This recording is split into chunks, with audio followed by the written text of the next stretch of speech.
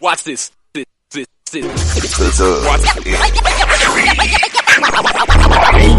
football talk is a big hit. Sunday nights to Wednesday nights, we striking a match cause we lit. Y'all know the name, we call it the Dub. On Friday nights, it feel like a club. Getting that VIP treatment on the sideline, they showing us love. Great interviews, go Hoods, putting in work, go good. Texas youth and high school talking to page on Facebook, hold up. Coach trying to stand on the scene, giving advice, he do what he mean. Jay Mack and Swaggy Big, rocking the gear, it's so clean. We rise and go easy, off the easy for cheesy. With my steppers, our special kids, making picks we so easy. Trying to win, we so greedy. All our fans are so needy, cause they need to hear them talk about their club. We do it for the dub. We do it for the dub. We do it for the dub. We do it for the dub. That DF dub. We do it for the dub. We do it for the dub. We do it for the dub. That DF dub. Welcome to the Dub, number one high school podcast starring Pat Boteezy, Jeremy McInnes, Whitfield Roderick, Coach Carr, and Ron Riser. Well, all right. What's happening? What's going on? Welcome to the number one talk show. Speak out. The Dub, baby. You heard it first. The Dub. What up, big homie? Salute. What's happening, homie? Oh, man. Great Sunday, man. Great Sunday. Had a good weekend. Hey, man. I'm feeling good, Jay. You feeling good? Man, I'm Real feeling good, man. Hey, man, it's been a great weekend, man. We got college championship tomorrow. The Cowboys won, you know what I'm saying? The Eagles lost. The Saints didn't make the playoffs. What more can you ask for? I mean, good Lord, now. I mean, the Lord is good. The Lord is good. And because it's Sunday, I just feel like we gotta get it in. Well, I'm still them boys.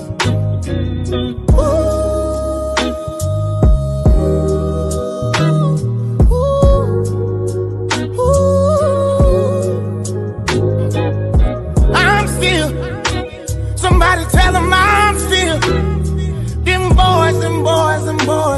I'm still them boys. I'm still them boys. Don't text me, don't call me asking me, cause you know that I'm still them boys. Woo! Boy, hallelujah! Woo! It feels so good. man. It feels so good, man. It feels so say, good. Jay Mack, that song hit different when you number 2 seed. That song hit different on it, boy.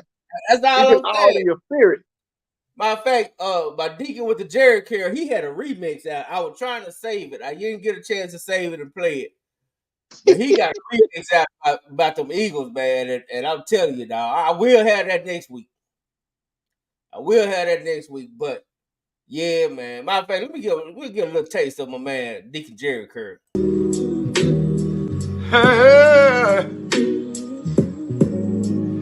Ain't nobody calling me, texting me, paging me, asking me, are you still involved?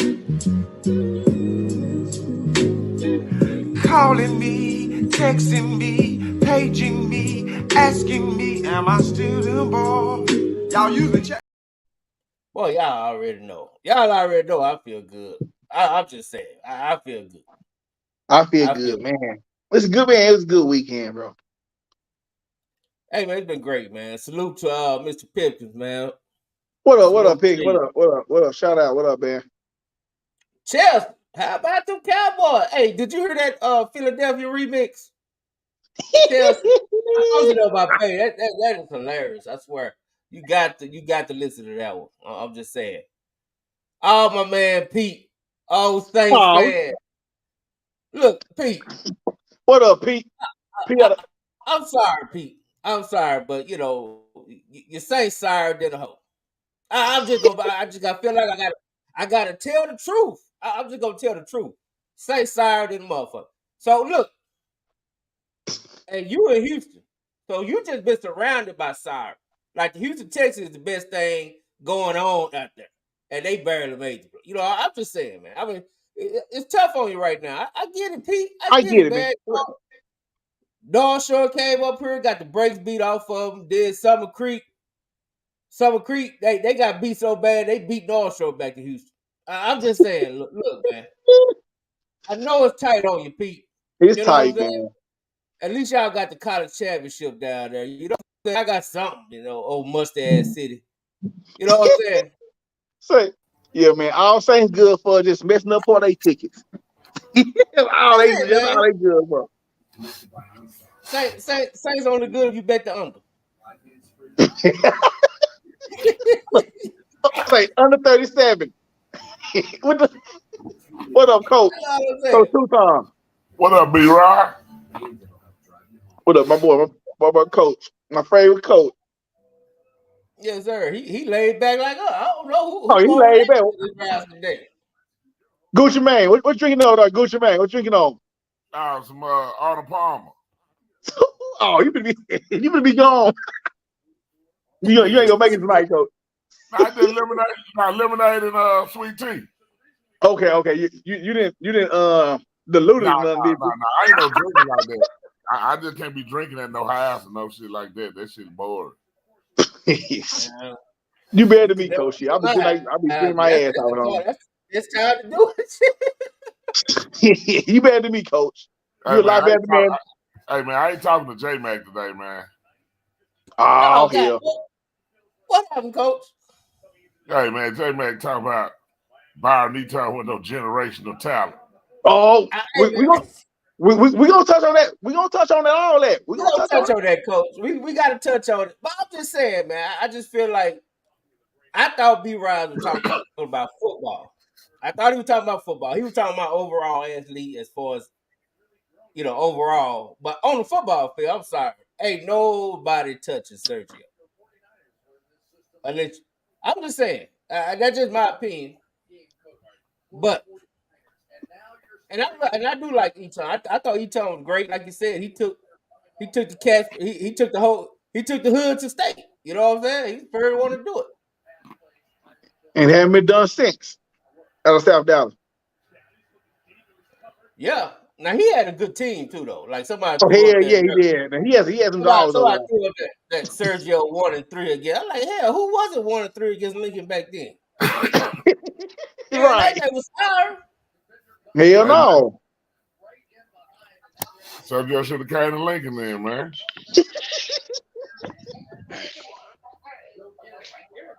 Yeah, but those Lincoln teams, man, back in I came out 03, Coach. Those Lincoln teams from like 2000 to 2005, man, those boys were tough, boy. Them some tough ass kids, boy. Lincoln was tough. They were always tough. Hell yeah, they were. They were always tough. Shit. You right when you was at Maceo, huh? Yeah, I was at Maceo. You know, we were hood, but them South Dallas cats, man, y'all was different type of hood over there, boy. Y'all was strong. Y'all was shit, man. We didn't want that smoke. They had to go to school past the graveyard, so that make it tough right there. Yeah, boy. Boy, we played Lincoln, boy. But I was up there. No, I played against Michael Ruff now. I played against Michael Ruff. Yeah, Michael Ruff. Yeah, that's my boy. That motherfucker, he was a tough motherfucker too. Yeah. He was smooth. He was smooth criminal. Yeah, man. But yeah, that's dope. How you been enjoying your off season, Coach? I know. Sleep. I go to sleep all day, watch TV.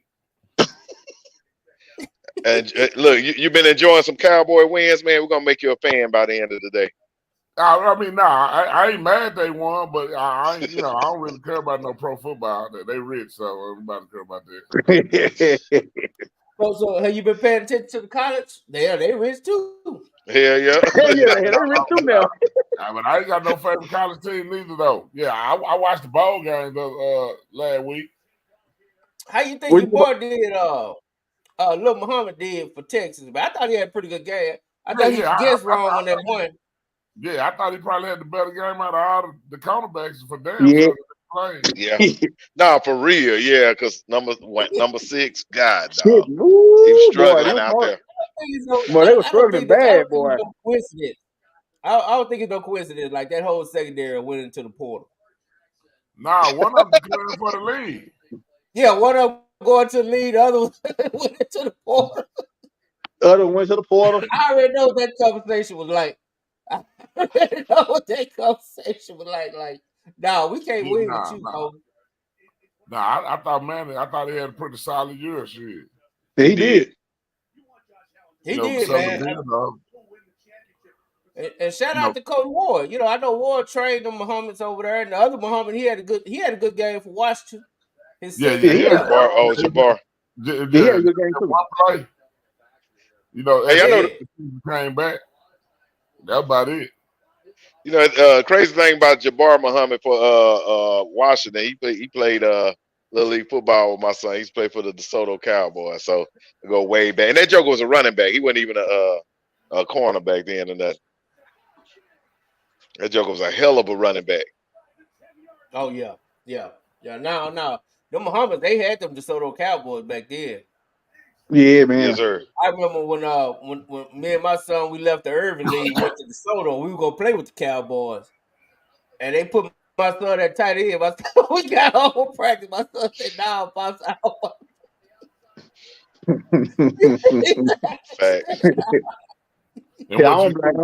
Y'all switch team?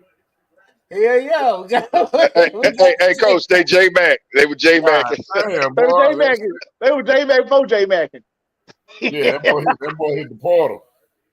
Yeah, we had to take a better deal. We had to go back and look at the NIL deal. We had to go take a better deal. That's hilarious. Hey man, but them Muhammads, man, they've been doing it for a long time, man. Shout out to them though, for real. Yes, sir. Hey, wait a minute. Is there any more Muhammads coming through the pipeline? Every time I think it's over, there's another one popping up. It's always popping. Yeah, they got some more. Boy. See, they like the Gremlins here. Shit. You sprinkle water on them or eat after 12 o'clock, shit, they multiply. I'm telling you, you ain't gonna never get rid of Muhammad. I'm gonna tell you that right now. They gonna be like a mug. They gonna be here when you ain't here. I'm telling you right now.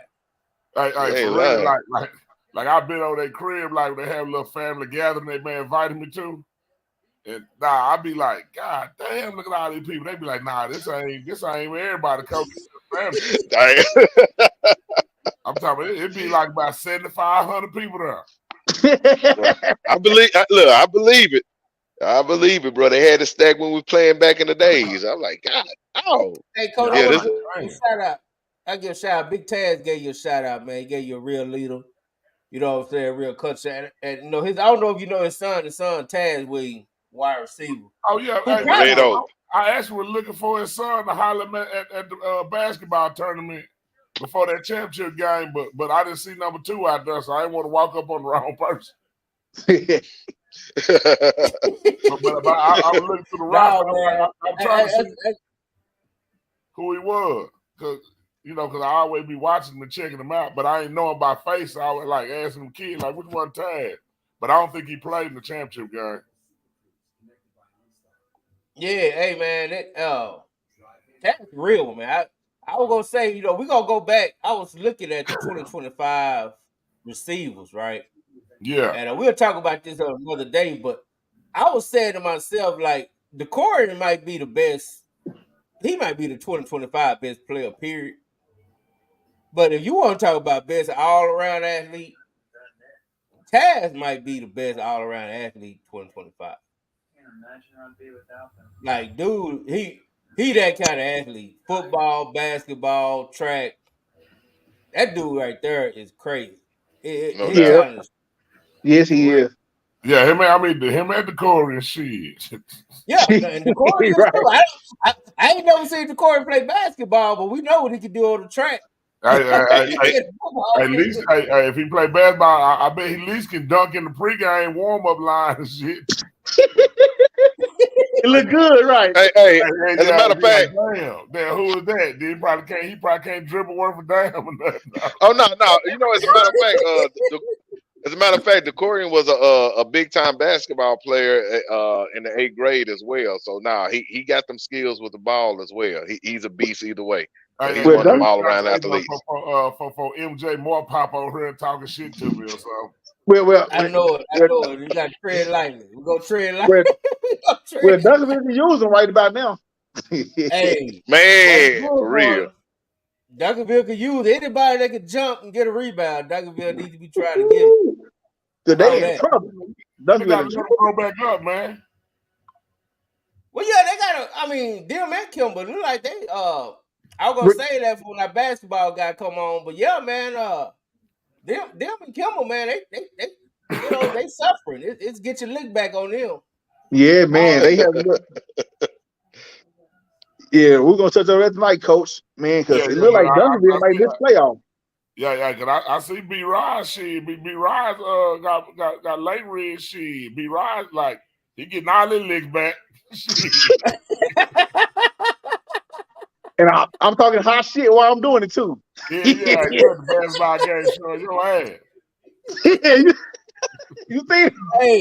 Hey, Coach, they said B. Rise up in there leading the wave, leading the cheer, everything when they beat Duncanville. B. Rise was showing his ass. Yeah, that boy say payback, man. Hey, swag. Hey, B. Rise the swaggy of Lake Ridge.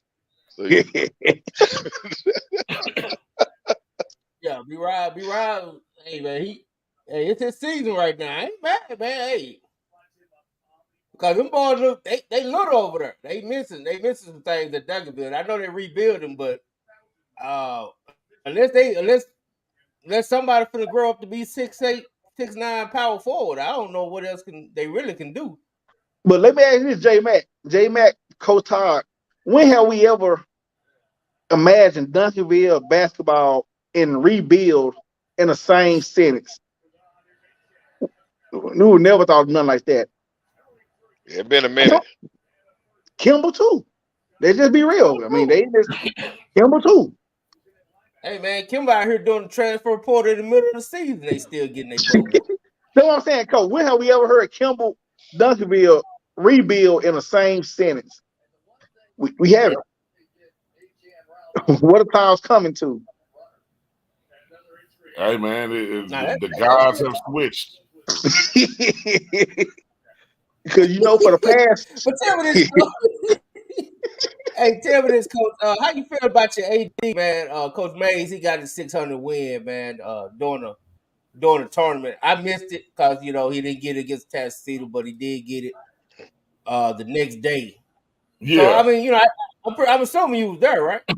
Yeah, I was there. Yeah, I wasn't in no pictures or nothing, but I was in the house. Yeah, how you wasn't in no pictures, man? That ain't about me. I'm like Suge Knight, man. Shit. They be in your pictures? Yeah. They all up in your pictures. I really don't even be wanting all that spotlight shit, really. I just got to take the picture. I let other people take that trophy and hold that shit up. I don't give a damn about that shit neither. Hey, well, let me hold that trophy for you. Hey, you see, every time I get the trophy, I pass that shit over in 3 seconds. But Mays did a whole photo shoot for his though. So Mays had a goddamn calendar for his shit. It'll hold up 1, 2, 3, doing the countdown. Hey, shit. I just wish I was that cool. He had one of them goddamn calendars like he was modeling for women or some shit. You know what I'm saying? Hey, he got the fireman calendar and stuff. Yeah. He was Mr. December. Hey, speaking of which, man, we did get Coach Carr did holler. I'm gonna play a little bit of but we got to give a shout out to Coach Mays for getting 600. Yes, I think he got a pretty decent team. They're a little young, but I think he got a pretty decent team. It's just something about getting some shooters, man. I don't know. Like, I don't know. Yeah. I can't have no good. What happened to Kopecky, Coach? Did he just did y'all blackmail him to not play basketball? Or what happened to Kopecky? Nah. I think he said he just finna lock in and start training and shit. Right. I mean, Yeah. shit. What, he going to some kicker camps or something? Nah, he going to the quarterback. He training, man. Say, man, don't be shooting no shots at my quarterback, man. If I turn it Say, man. Dennis Green, man, or whoever that was. I'm just coach. I'm here to ask the question. That's it. That's all I'm doing, coach. I ain't know. I just think, hey, okay. Is he QB1? Yeah, he QB1. Oh, okay. I didn't know, coach. I mean, you got a bunch of QBs over there. Yeah, hey. we got four quarterbacks in the program. A freshman, 2 sophomores, and a junior. All right. So it ain't no competition. It's always competition here. I mean, everything always a competition, but at the end of the day, it's his show. Hey, shout out to his dad. We had some interesting dialogue after the championship game. Funny guy. Oh yeah. Interesting. Coach. Play a little bit of coach right here. Go for it, Will.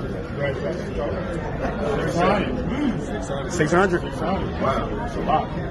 That's a lot of games. That's a lot of games. Consistency. Rest, at the same time. Hard work, a lot of hard work, a lot of hours.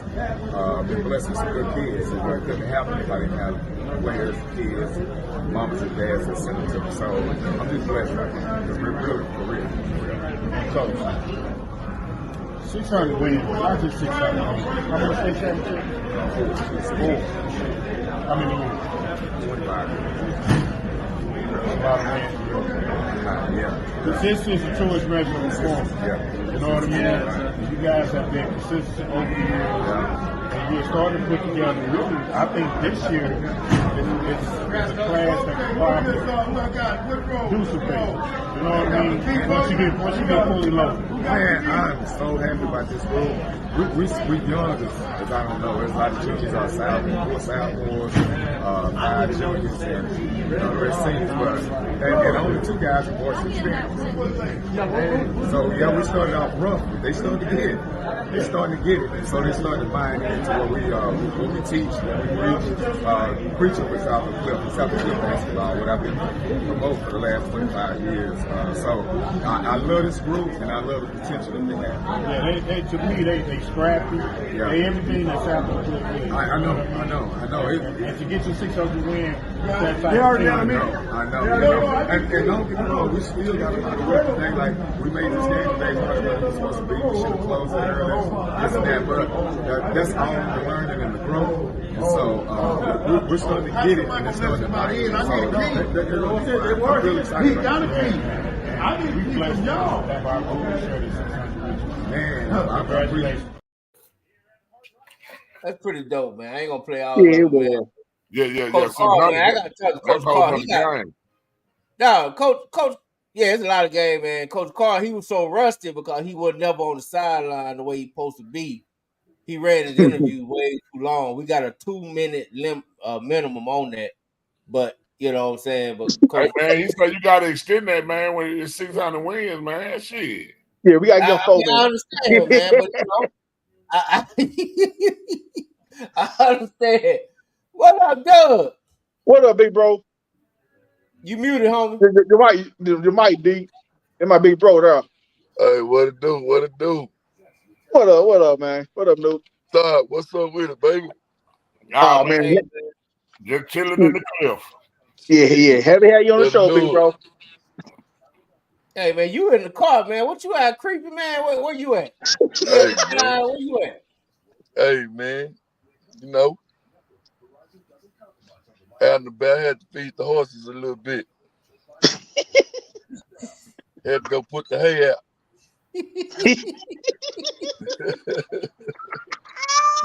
Hey, man. Ain't nothing like I'm about to get you up here first to the barn. I'm about to get you up here to the barn, man. Let's come up here and feed a couple of horses or something.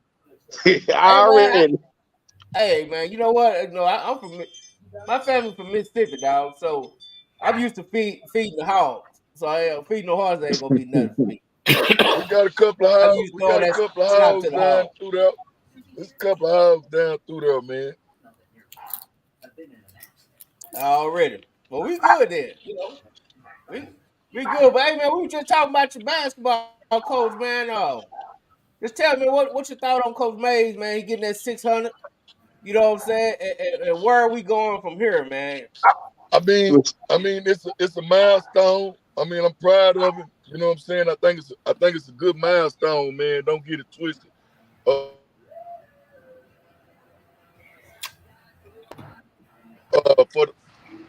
the most part, man, and with the district that we in, and with the caliber of kids that we got coming over, Oh man, them horses messing with your internet.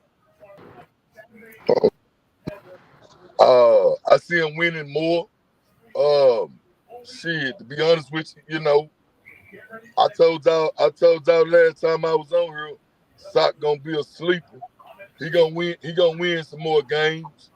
But as far as getting down to San Antonio, shit, you're gonna do something. I think you're gonna do a little something different because with the caliber of kids that you're trying to get to come play at Sock, it ain't the mom and pop kids no more. You dig what I'm saying? If you're trying to go get a 5-star, 4-star, you're going to get somebody that can relate to those kids. With the kids that he got now, the future is looking good, but you're going to have to put some more pieces in there, man. He got to go get some more pieces. And right now, you got to be able to relate to these kids. And I just don't think at his age, in his time, is he a legend? Yes. But he gonna have to do something else different to get those caliber kids over there. You know what I'm saying? He gonna do something different. I think this year gonna be a good year for him. I look for him to go to at least the 4th round. At least the 4th round. You know what I'm saying? But like I say, you lose Jay Mills. You know what I'm saying? Losing Jay Mills, there's gonna be a lot to replace. You know what I'm saying? So shit, like I say, he gonna win some games, but I think you're gonna do something different if you want some more state championship. Look, let me ask you this. Let me ask you That's this. just I my know you. opinion. Let me ask you this. No, for the past, I'm gonna say 6 years, man. Sock have been out the playoff first round. No, Woodrow has had a number. They made the second round twice. So if Sock made the 3rd round this year, would that be a win?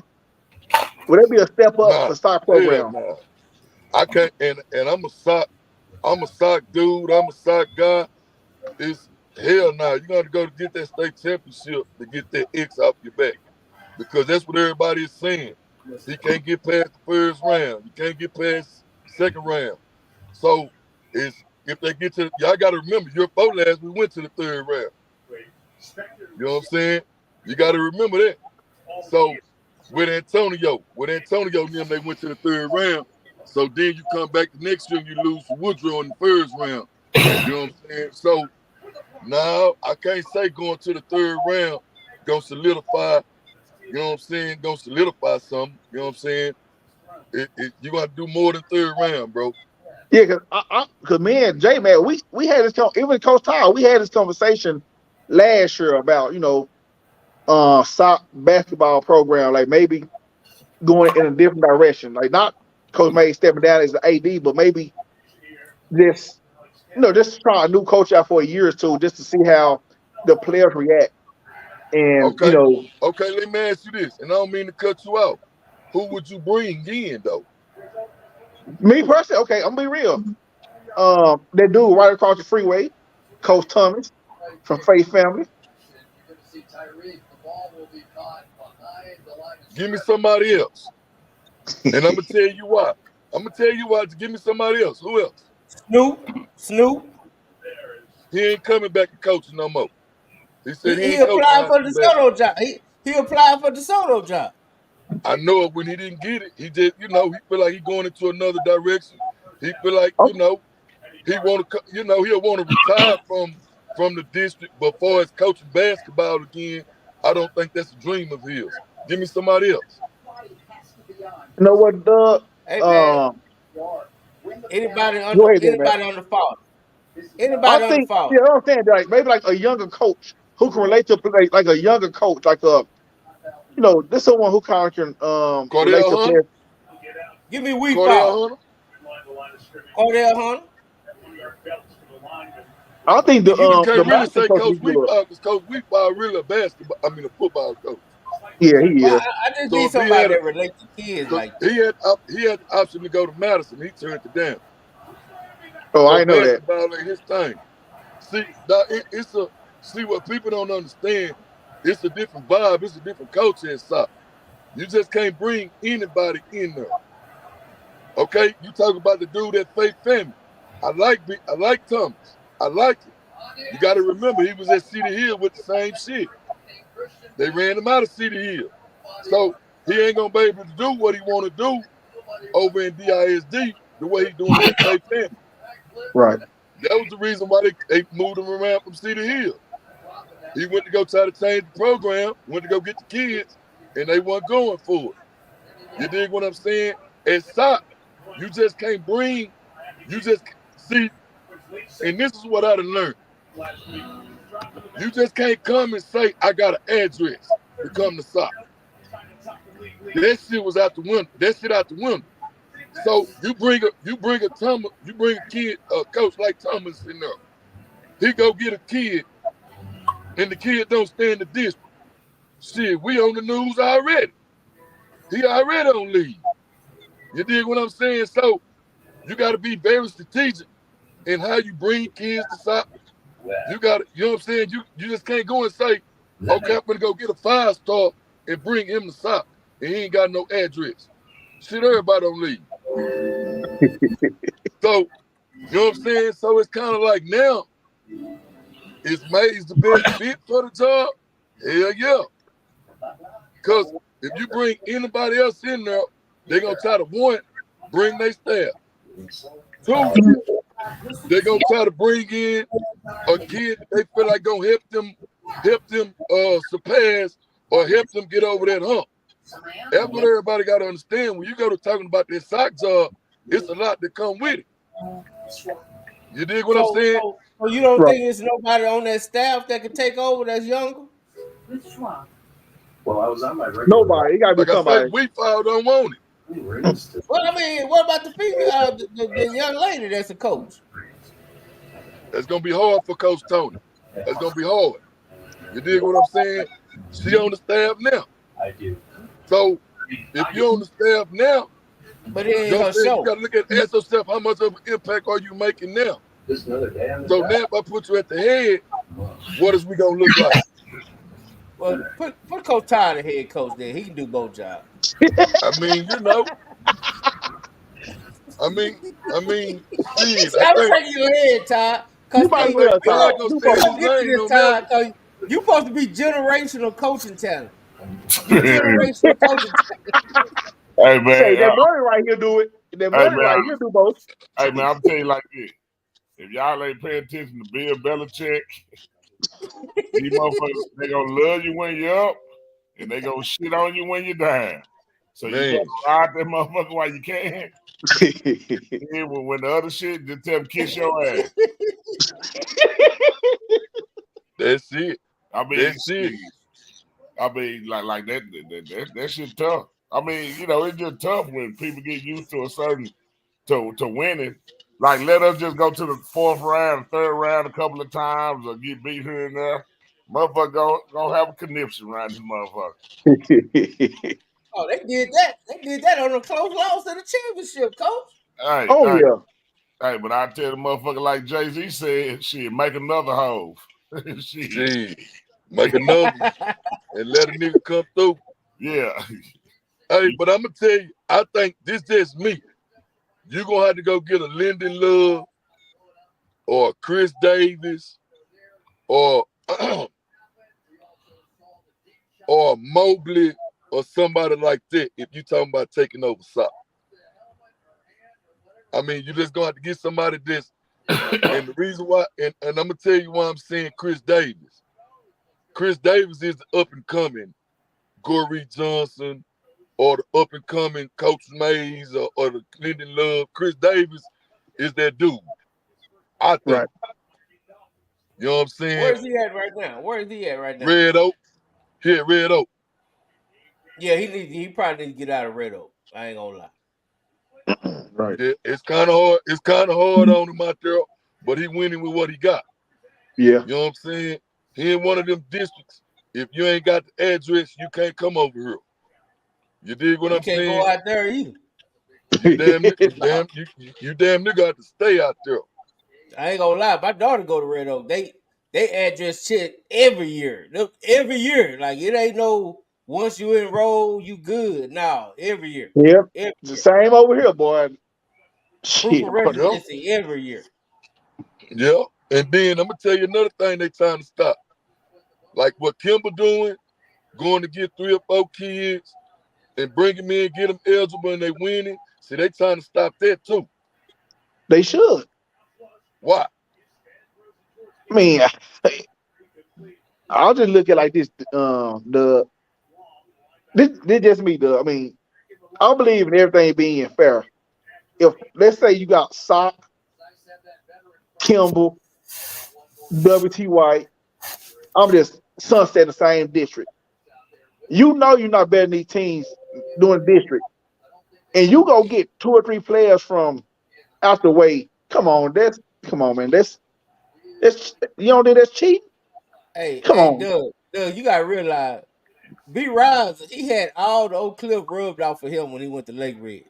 Like everything gotta be fair with B. Riles. He ain't trying to hear. He ain't trying to hear. Okay. Lake Ridge.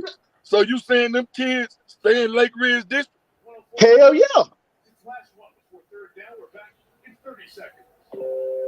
All them kids that's on that basketball team, you saying they stay in Lake Ridge? Hey man, who wouldn't want to live next to B. Riles and crime for Lake Ridge? Say, Doug, I'm gonna say this: all them kids stay in a feeder parish. So you saying Lake Ridge just got a hell of a coach like that, to where they just that good?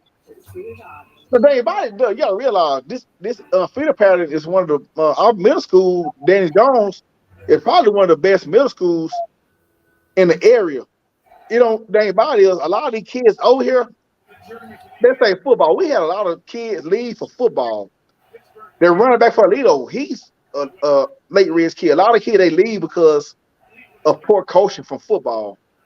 They leave. I mean, it is what it is. A lot of these kids, they at City Hill. They at Alito. They at North Crowley. We lost them because of poor coaching.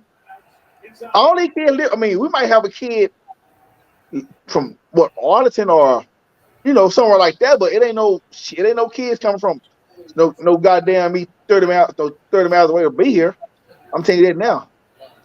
So that's why I say I guess I am looking at it different. I look at it more so like, hey, these are kids. It's okay for Lake Ridge to do it. It's okay for Lake Ridge to do it, but it ain't okay for Sock kids to do it. No, these kids, we live here. We live. This is our area, D. So the kids that went to Alito. So the kid that went to Alito, he up and moved to Alito. Hell yeah. Hell yeah, he did. Hell yeah. They live in Wakanda right now. He probably somebody apartment. I don't know. That ain't my business. But I'm just saying, bro. If you got an opportunity to put your kid in a position to get him a free scholarship, I don't see nothing wrong with it. We're not talking about scholarships. Really, you can get a scholarship anywhere. I'm just saying, but for what Kimber doing, okay, take Kimber for what Kimber is doing. I don't see nothing wrong with what Kimber's doing. If he got enough knowledge, or if he got the credibility to get a kid or to get that parent to come and do everything that he needs done to get him eligible to play for Kimber, why not? But let me ask you, Doug. Let me ask you this. I'm just playing devil advocate on this. They just say football, whatever sport it is. Let's say, no, I ain't gonna. It's a program right now. I ain't gonna say the program. The coach bringing in players from different areas, and the parents start complaining about that coach bringing other kids to their program because they felt their kids were getting passed up for kids that's recruited. And that coach right now, I'll hit you up after the show, but he's not there no more. I'm just leave it at that. So I mean, why not? So you basically saying why not win with your own kids? What's wrong with winning with your own kids? That's all I'm saying. And sometimes you don't have the kids to win. Yeah, maybe they ain't good enough. Shit, you know You what ain't it got is. the kids to win. You ain't say Hey man, on the cool. this competing, dog. Like That's what I'm saying. So B. Riley, let me ask you this. So you telling me they give you the job at Sunset? You just gonna take the job at Sunset and you just gonna line up with whatever's at Sunset? Well, no, see, well, if I got a job at Sunset, I mean, I'm just saying though, bro. Like I'm saying, you gotta want to compete. Like if you take a job somewhere, you want to compete. You know what I'm saying? How you gonna compete if you got school for the blind full of kids? So that's I'm just my freedom pattern. That's just my freedom pattern. So okay, that's you basically that's just my freedom pattern. Okay. Oh, okay. man. Okay. Hold But on, tell me this. Okay, but tell me this then. Tell me this, I ain't bro. saying no names. Tell me this, B. Tell me this. How do you get the kids that left Sunset that go to DeSoto? How do you get them to come back? Shit, what they did, what Coach Allen did, and what Coach Allen did is North Friday, knocking on parents' door, go door to door, go to them communities, hey, go old school, knock them kids. Hey, But Johnny, if you ain't got a relationship, if you ain't got a relationship with nobody in the community, how you gonna do that? You gotta start one, dude. You gotta start. You gotta start one. That's all I'm saying. That's all I'm saying, big bro. Hey, can we? No, I'm just saying. This is all I'm saying. I'm just saying, if you do all that shit, do it in preseason or before the season. But when you fold in 12 and you still facing district and you bringing in 4 players doing district play, they're gonna draw attention. And come on, D. Do all that shit. Now that part of the game is something different. Now, that's what I'm getting at. Now bringing the kid in the middle of the district is something different. But bringing the kid in at the beginning, at the end of the last year, and he already been there, that's different too. But that's what I meant to say. That's what I meant to say. I meant to say doing district play. I guarantee you, if we gotta use our boy's car. If Sock was 2-2 in district, and they bring in 2 O-linemen, 2 3-star O-linemen from goddamn Rockwall, you don't think they're gonna draw goddamn? You don't think Kimball, Coach Bam, them gonna say something? Goddamn right, they gonna say something. How they gonna say something? We 2-12 in the district. No, we ain't winning shit. So Todd, they're not gonna say nothing, Coach Todd. Yeah, man.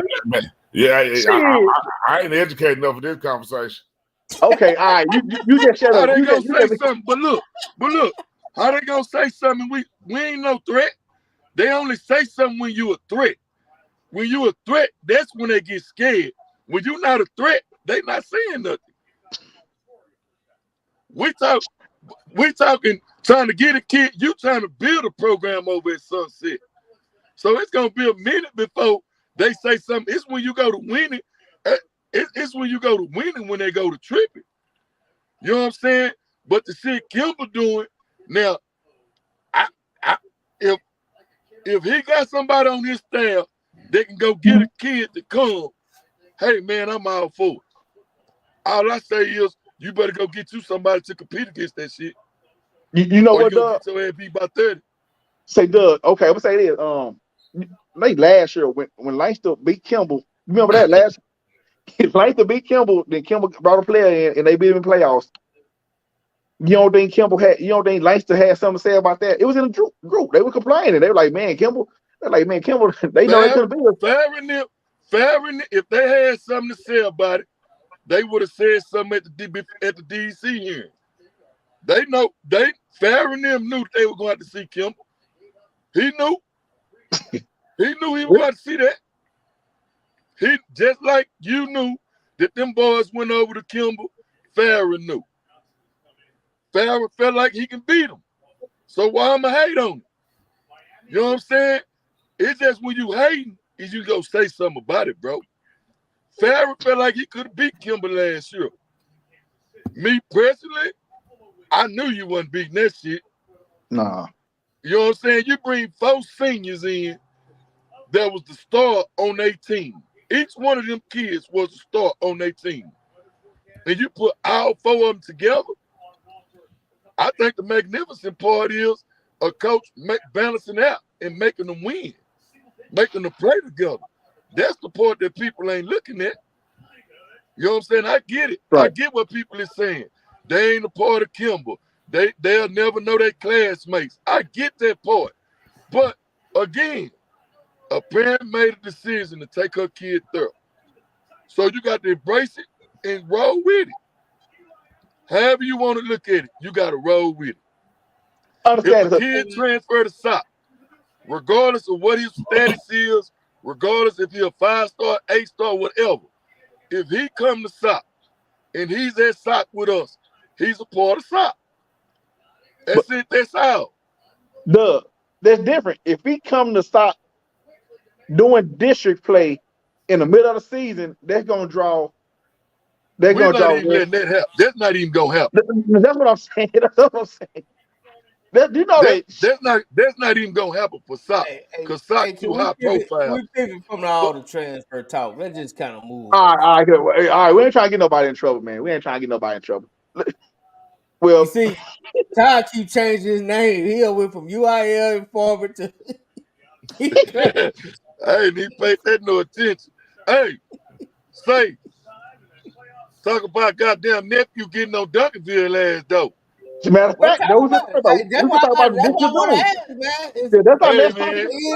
Is this the end of Duncanville reign? No, I ain't gonna say that. I'm not gonna say that. They young. J-Mac, can you put the record up for that district? They young. Hey, bro, they playing with 3 freshmen, a junior, 2 juniors, and like the seniors ain't no big factors like that. They young. I'm not gonna take nothing from Peavy. No, we're not gonna make no excuses because if you got 3 freshmen on your varsity because that means your upperclassmen ain't shit. Well, they rebuild. Now, I'm just saying, no, we can't just say they got 3 freshmen on varsity. Black Runner Highlands, yes, it's the end of that era. It's the end. It's over with for that. It's over with for that. Ron Highlands, that era is over with. But again, Chris Hunt and the little black kid, the big kid in the middle, you can't count them out and say that they won't be back next year or the year after. You know what I'm saying? But right now, you got to go over there to them Indians. Because them Indians ain't playing. And you talking about Lake Ridge. Now, meet me at the Lake Ridge game when they play Waxahachie. Then let's talk about it. Let me ask you, yes or no. Do Duncanville miss the playoffs this year? No. What do you think, Todd? They the 4. They take 4, right? Yeah. I think they're gonna make. You got Lake Ridge, you got Waxahachie, you got DeSoto. They good. Nah. DeSoto in last place. DeSoto in last place. Yeah, DeSoto. I watched them a couple times. They got a little more to do. They got the kid. They got the kid from Baltimore, number 5.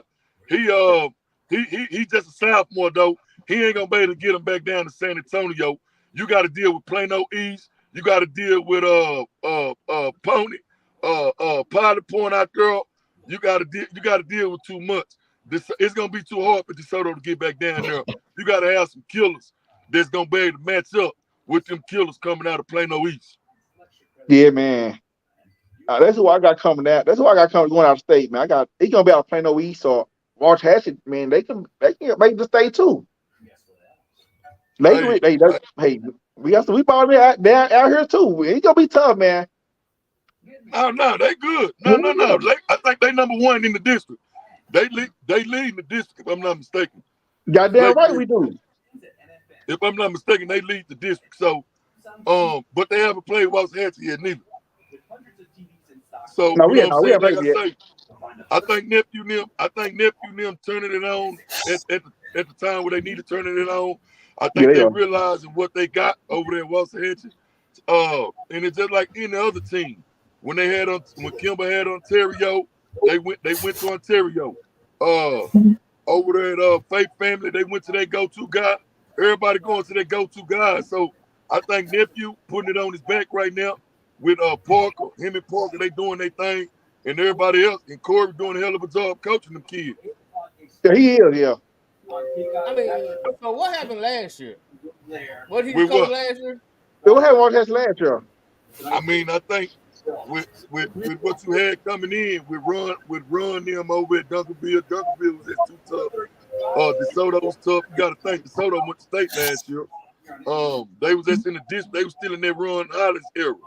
So a new coach coming in, Southmore's with King and Parker. They was both Southmore's.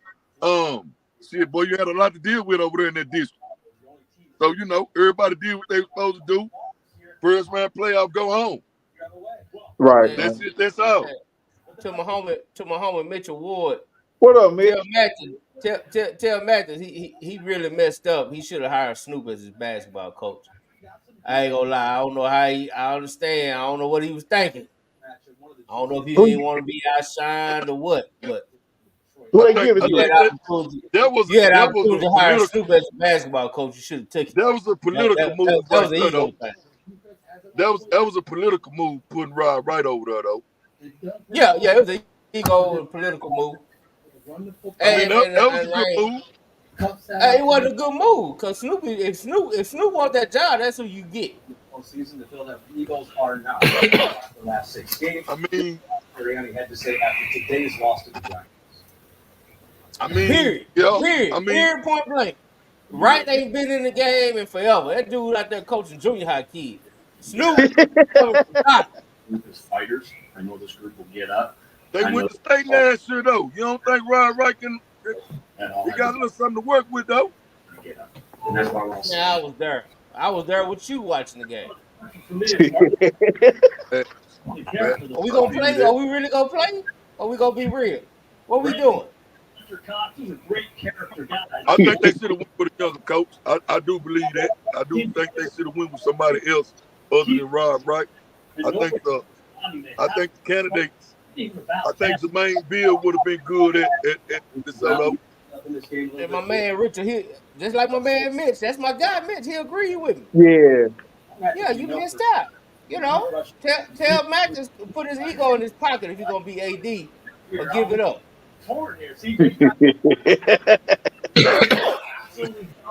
It's just that simple. It's just that simple. You don't miss out on that. Points, right? But we know this. Okay, let me ask you this. Van T put his name in the hat too. Who? Van T put his name in the hat too. Is Van T coaching out here? Huh? Is Van T coaching out here? Reminder one more time. Nah, I know he wanted to. I know he tried to get that job though. Gamble Street exclusive. Oh man! I mean, Van T need to get out here in the field, man. It's almost like my co-host, man. My co-host, he doing his thing, but like I told him, man, sometimes you gotta get on out here. You gotta jump on out there in the field. TV.com from your computer, and you can sign up there. You're right. But let me ask you this though. Let me ask you. Ever Grand Highlander from Toyota, the official automotive partner. Take Snoop off the table, right? Take Snoop off the table, right? Who else would you pull over there? I'm saying this. Duncanville was doing. He a Soto guy. I thought Dez. I thought he would be an option over there, Doug. I thought they gonna bring an alumni. What about Dez? For the Soto head coach? I don't know if he put his name. I think he was cool. I think he cool at Skyline. Yeah, he is. I know he has Skyline. He cool unless you pick up the phone. Like Slander in the first ever Grand Highlander. You think Dez would have been a good fit at DeSoto? I don't know. I think so. I don't think he would have been bad. Why wouldn't he be? Hey, Todd, you know anything about old Dez Willingham? I just remember when he hooped. I don't know too much about him, coaching wise though. So you think he'd have been good going back to DeSoto? I don't know who would have been good. I just wish they could have after Coach Baker left. I wish they could have hired somebody that was under 40 years old. I think Dez Willingham would have been a great choice. Yeah, because you know Dez Willingham was on that team as a freshman when they went to state. Yeah, he won state. I remember that. You know what I'm saying? And he beat Skyline. He beat DeSoto at Skyline this year. You know what I'm saying? He had just beat DeSoto. And he ain't got no hell of a team over there at Skyline either. At all. I think him or Jermaine should have got the job. They said Jermaine didn't interview well. That's why he didn't get it. You know what I'm saying? But at the end of the day, I think both of them kids would have been good at DeSoto. Well, that's going to be determined. You know what I'm saying? Yeah. With what you had over there. Somebody that's connected, man. You gotta get somebody that's connected. I personally think Snoop should have been number one. If you weren't gonna get Snoop, then yeah, you go get Dez. Right. You know what right. I'm saying? But I mean, that's DeSoto. You can get the best coach. That's DeSoto. You can go get Stephenville coach. You know what I'm saying? You can go get you DeSoto. You can go get who you want. Like ain't nobody turning you down if they want you. This week, the Tim Lake Show is back. You can, but do you get the kids to come over there and play for you? Well, you go get the coach that the kids want to play for. That's the whole point. That's the whole point. Doug, you go get the kid. You go get the coach that the kid want to play for. You know, that's the thing I try to tell people. Everybody be making these accusations about recruiting and all that, but I always say some coaches people just want to play for. Yeah. You go get the coach that people want to play for. You ain't got to worry about all that. Early 3 on NBC5. I agree. And that's DeSoto. DeSoto can go get a coach that people want to play for. You ain't got to go get no retread. Somebody that just trying to, you know what I'm saying, fatten up their pension and shit. Hey Todd, let me ask you this. Yeah. What you think it's gonna take for some of these new younger coaches to get a heads up?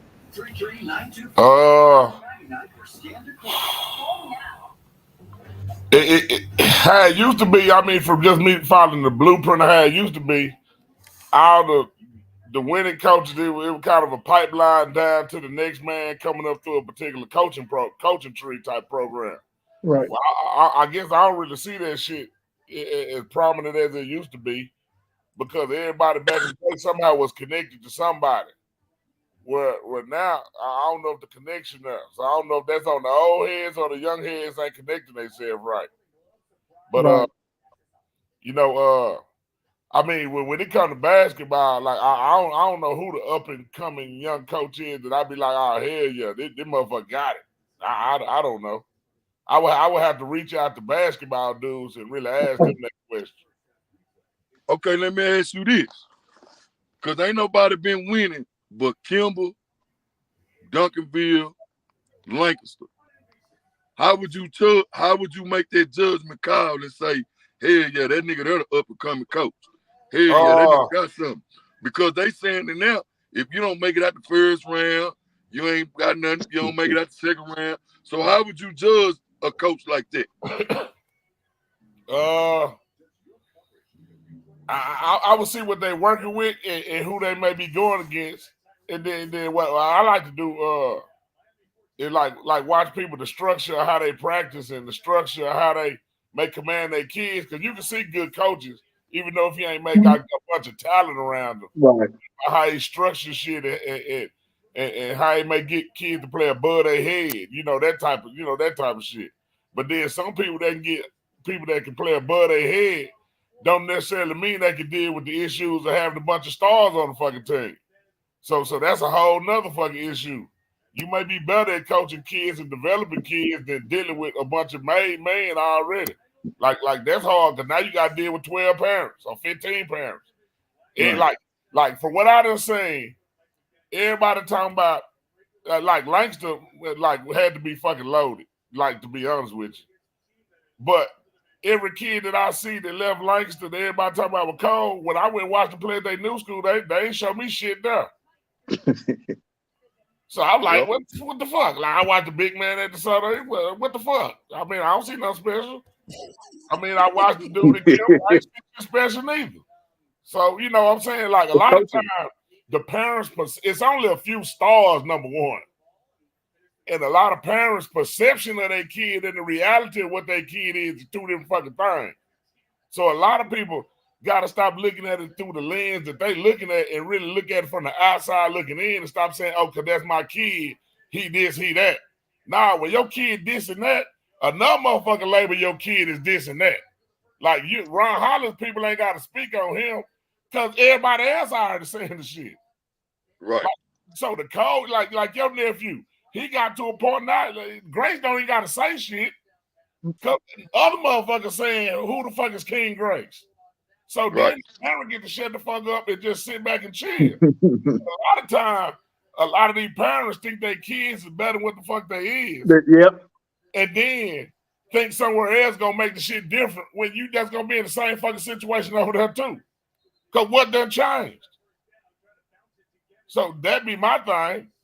Like, so when I'm looking at transfer, I'm looking at is the guy impact player or is he just another person, a role player? And it's a bunch of role players that people think they impact players and they ain't shit.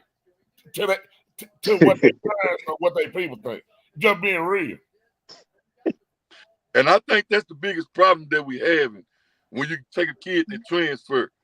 And that's what you hear. That's what be the chatter be on the back end. The parent making the kid think he's better than what he is. The parent making the kid think he's better than what he is. And I think that be the problem a lot of times, you know what I'm saying? Because like you say, if you ain't making a major impact when you first hit that team, then what did you transfer for? You know what I'm saying? What did you transfer for? And you know another thing too, though, is Doug, like I'm gonna say, the problem with a lot of people now is they don't want to be on good teams. They'd rather be a good individual.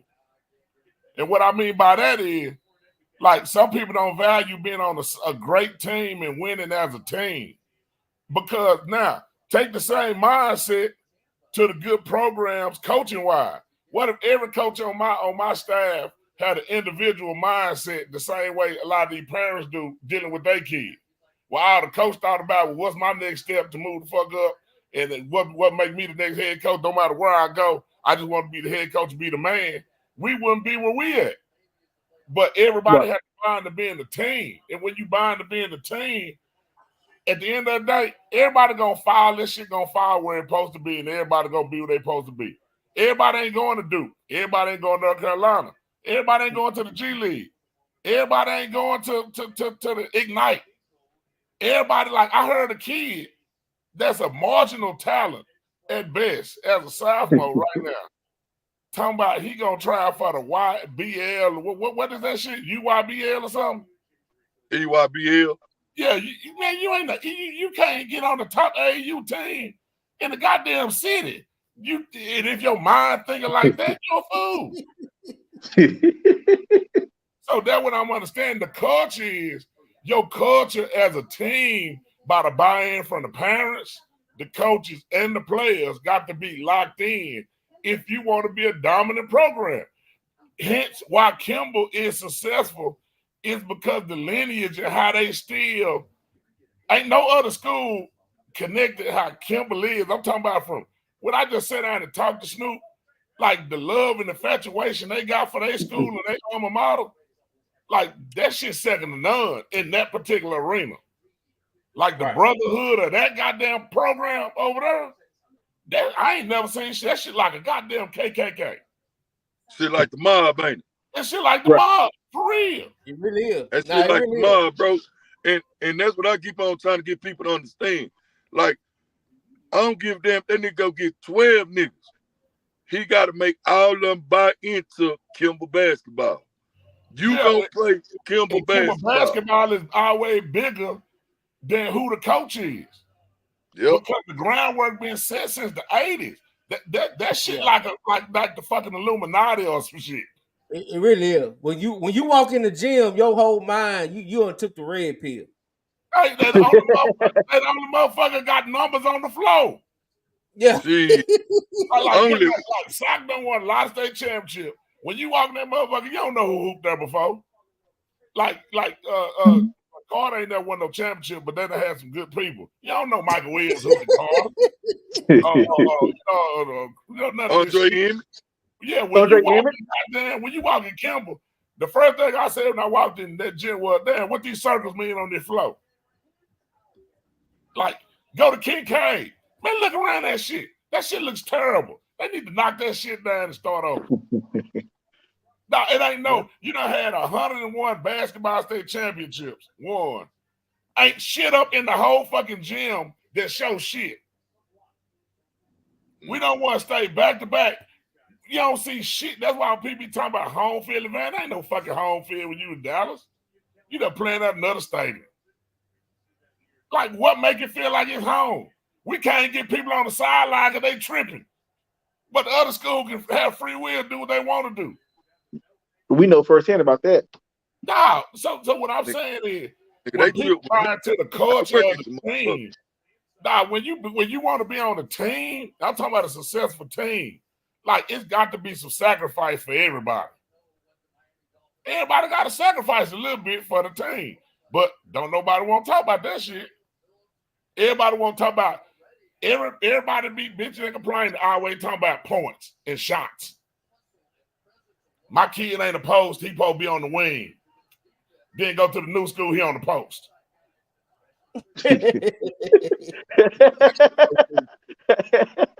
Damn so the post.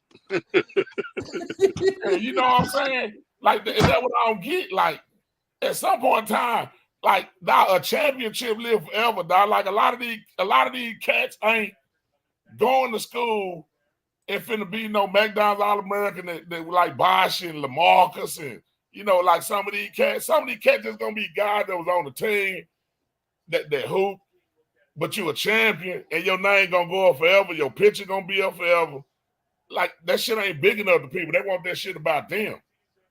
I want to be up on the motherfucking wall, whether I'm assistant coach or head coach. I ain't give a damn. Yeah.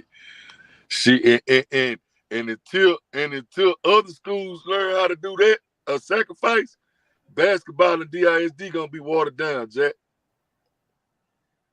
See, because it takes a sacrifice. You know what I'm saying? Like, well, I can remember. I don't even. Is that DISD or that just period in DFW? I just think that's a problem. Like, if you go, like if you go elsewhere, like, say for instance, like I'm just take Duncanville for example. Shit, nigga, they make sacrifices over there. I talked to Holloway. I talked to Coach Holloway after the game. I got to take a couple kids to the crib before I got to do X, Y, and Z. Like, you got to make that sacrifice. I can remember being on Lancaster squad with Farron. Nigga, you had to make some sacrifices. You know what I'm saying? There was some sacrifices that we had to make in order to get down the state. You know what I'm saying? And then when we got down there, we saw that Houston Yates coaches was making them same sacrifices. You know what I'm saying? Like, I get it. You know what I'm saying? Like, you do have to make them sacrifices. You do got to have a trust in that nigga that you call your assistant coach. Why would you make him your assistant coach if you don't trust him? Why you got him on your bench if you don't trust him? You know what I'm saying? You got to be willing. You got to be willing to listen in this day and age to be a good head coach. And until DISD realize that, you got to be willing to listen, bro. You know what I'm saying? Sacrifices, you got to make them. You know what I'm saying? The times are changing. You got to go out and get some cats that can relate to these kids, number one. And then number two, they got to buy into your program. Not just on the court, but off the court. And that's what we don't have in DISD. It's just like Todd say, oh, my son scored 40. Oh, my son should have been a McDonald's All-American. Oh, my son should have been this. Mama, you playing Adamson. You playing against Sunset. You know what I'm saying? Let's get realistic about this shit. When we go down there and play Houston Worthy, get our ass beat by 40. Hey, You know what I'm saying? And another thing too is that most McDonald's All-Americans and all them type of hoopers ain't made at the school they hooping at. That shit's some Summer League, AAU on the circuit. I remember when Byron Eaton was at goddamn Lincoln. It was boxes of goddamn Jordans and all kind of shit getting delivered to that school every day for him. I don't know where them shits were coming from. He used to get the shoes off his feet to the special ed kids in classes. When they used to ask for his shoes, he'd take his shoes off the middle of class and give them to them. Like, that shit was different. Damn. And see, I see it because my nephew get the same treatment. You go over their house, it's lying a wall full of Under Armour shit. You know what I'm saying? But that shit didn't come from Waxahachie. That came from AAU. What he doing in the summer. You know what I'm saying? And that's what, and I think that's what these kids fail to realize. You know what I'm saying? Like, it's the work. They don't see the getting up at 5:30 in the morning. They don't see the going to bed at 9:30. They don't see the going outside. You got to make 1,000 shots before you come in the house. I think that's what a lot of kids don't see. But Doug, this the thing though, Doug. Even if you do all that shit still don't mean you're gonna be cold. No, sir. That just means you put in some work. You put in a little work. That shit don't guarantee you cold. God bless the ones that's supposed to be like that. Like that shit ended up happening how he wanted to be. Like shit. But like and all y'all motherfuckers like Rob B. Rod, you graduated from DISD, and we ain't got goddamn Kincaid ain't got shit up in the whole damn stadium. Like until that shit changed, we may not play a game in Kincaid no more. That is another story. That is but that don't come from downtown. What get hung up in the stadiums, right? Yeah, but the problem I got is all these old head cats that's always talking about why they ain't up, ain't never goddamn pissed a bitch to goddamn go make that shit party. Like, see, like this my problem. Yeah, I'm finna go off on a rant tonight. Go ahead. Let's go. We got time, Coach. We got time. What up, Coach Ward? A lot of the old heads from back in the day mad because now they done politic and named the stadium after Chicago girl, and they really mad because they ain't did nothing. But they should be mad at the people that was representing them when they ass did the incredible shit they did when they was in Dallas. That shit should have been done 40 years ago. Now it make you look like a grumpy old hating dude talking about what you did back in 84. So what I'm saying is, like, everybody need to come together. Like, why ain't no pictures up in the stadium? Like, why ain't nothing up in no banners? Like, how we got people in the basketball Hall of Fame, football Hall of Fame, and the only goddamn banner up at the stadium is Tim Bryant? Like that bullshit. And he ain't even from Southside. That's Southside Stadium. No, it ain't about that. He from Dallas, though. Yeah, but they got him up in Forrester, too. But that's what I'm saying. But what I'm saying is, like, them guys, like, how you expect people to know about the history when you don't display the history for people to know the shit? No, I agree with that. And a lot of y'all old head cats that went to Dallas, y'all part of the problem, too, to graduate from Dallas school, because y'all ain't never got out y'all ass and made it no priority. Then bitch about what ain't there. Get your ass up and spearhead a goddamn campaign to get them shits up. No, you're right. And you can't be mad at the people that push Sha'Carri because they did what they supposed to do. You didn't do what you supposed to do. Exactly. So that's my thing. Like, I won't know why ain't nothing up in the stadium. We done had multiple, like Roosevelt set world record times. You had Canada done ran for one state 4 years in a row and all this shit. Like, who know this shit? Don't nobody know this shit but me because I read old scrapbooks and look through newspaper archives like I'm Gary Bird around this motherfucker. But I'm saying that shit shouldn't be that hard to find. I'm talking about, like, motherfucker don't even know Dennis Rodman probably even went to soccer. No, they don't. If they don't know that by now, that's on them, Coach. Everybody should know that by now. Young kids don't know that shit. Well, I agree. That's why I don't even really like But it's Darrell Arthur. I think Darrell Arthur should be up around this motherfucker somewhere. They ain't got that kid up.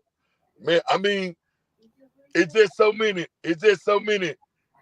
I think when you going down there saying that you want this stuff hung up tight, it's just so much backroom talk that you get on the back end, and then they blow you off. They don't. Then they'll set a meeting with you, and then they'll come back. Oh well, we got to reschedule the meeting. Like they good at that shit now. They good at that. You know what I'm saying? Because I know even when we was trying to get the pictures hung in the Legacy Hardware shop, it was just so much backlash, so much extra. Oh, we got to do this. Oh, we got to do that. And then, like you say, it took to the point to where you go to them board meetings and you go, oh, I guess we got to walk out for y'all to start putting pictures up. Like, it's a headache trying to get that shit put up top. I ain't going to lie to you. Now, Sakari Richards, that was kind of quick to me. You know what I'm saying? That was kind of quick to me, but I understand why they did it. You know what I'm saying? But, Todd, it's just so much backlash that come with it, bro. Because we're trying to get the banners hung up at the stadiums from our state championships. Like the ones that we got on the wall, at the ones that in front of SOC. We want them hoes hung up at Kincaid. Shit, if ain't nobody else did it.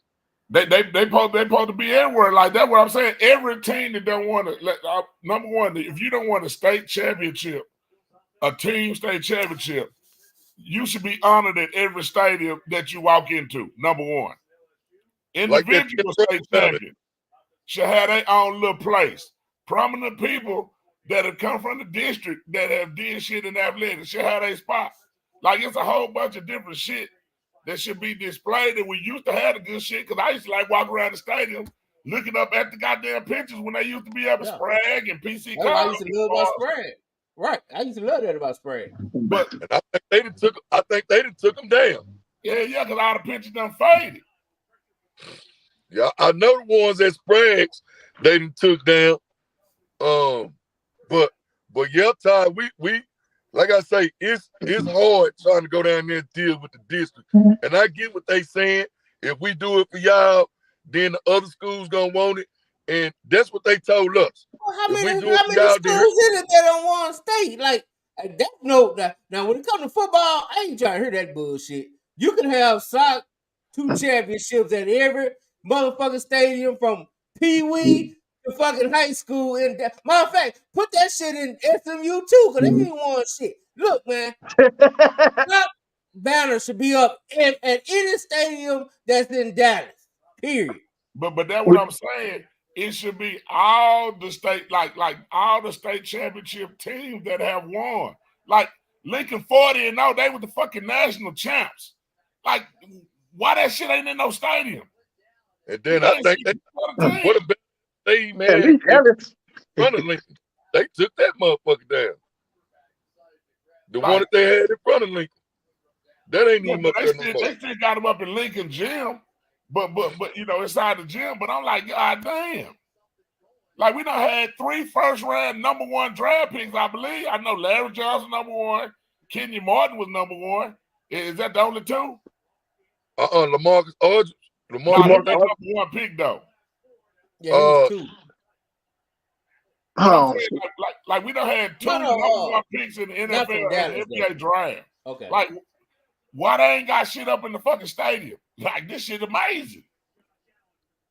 And then you got a Hall of Fame where you still trying to honor people from 1934. Hell, man, that shit's so backdated and out of whack.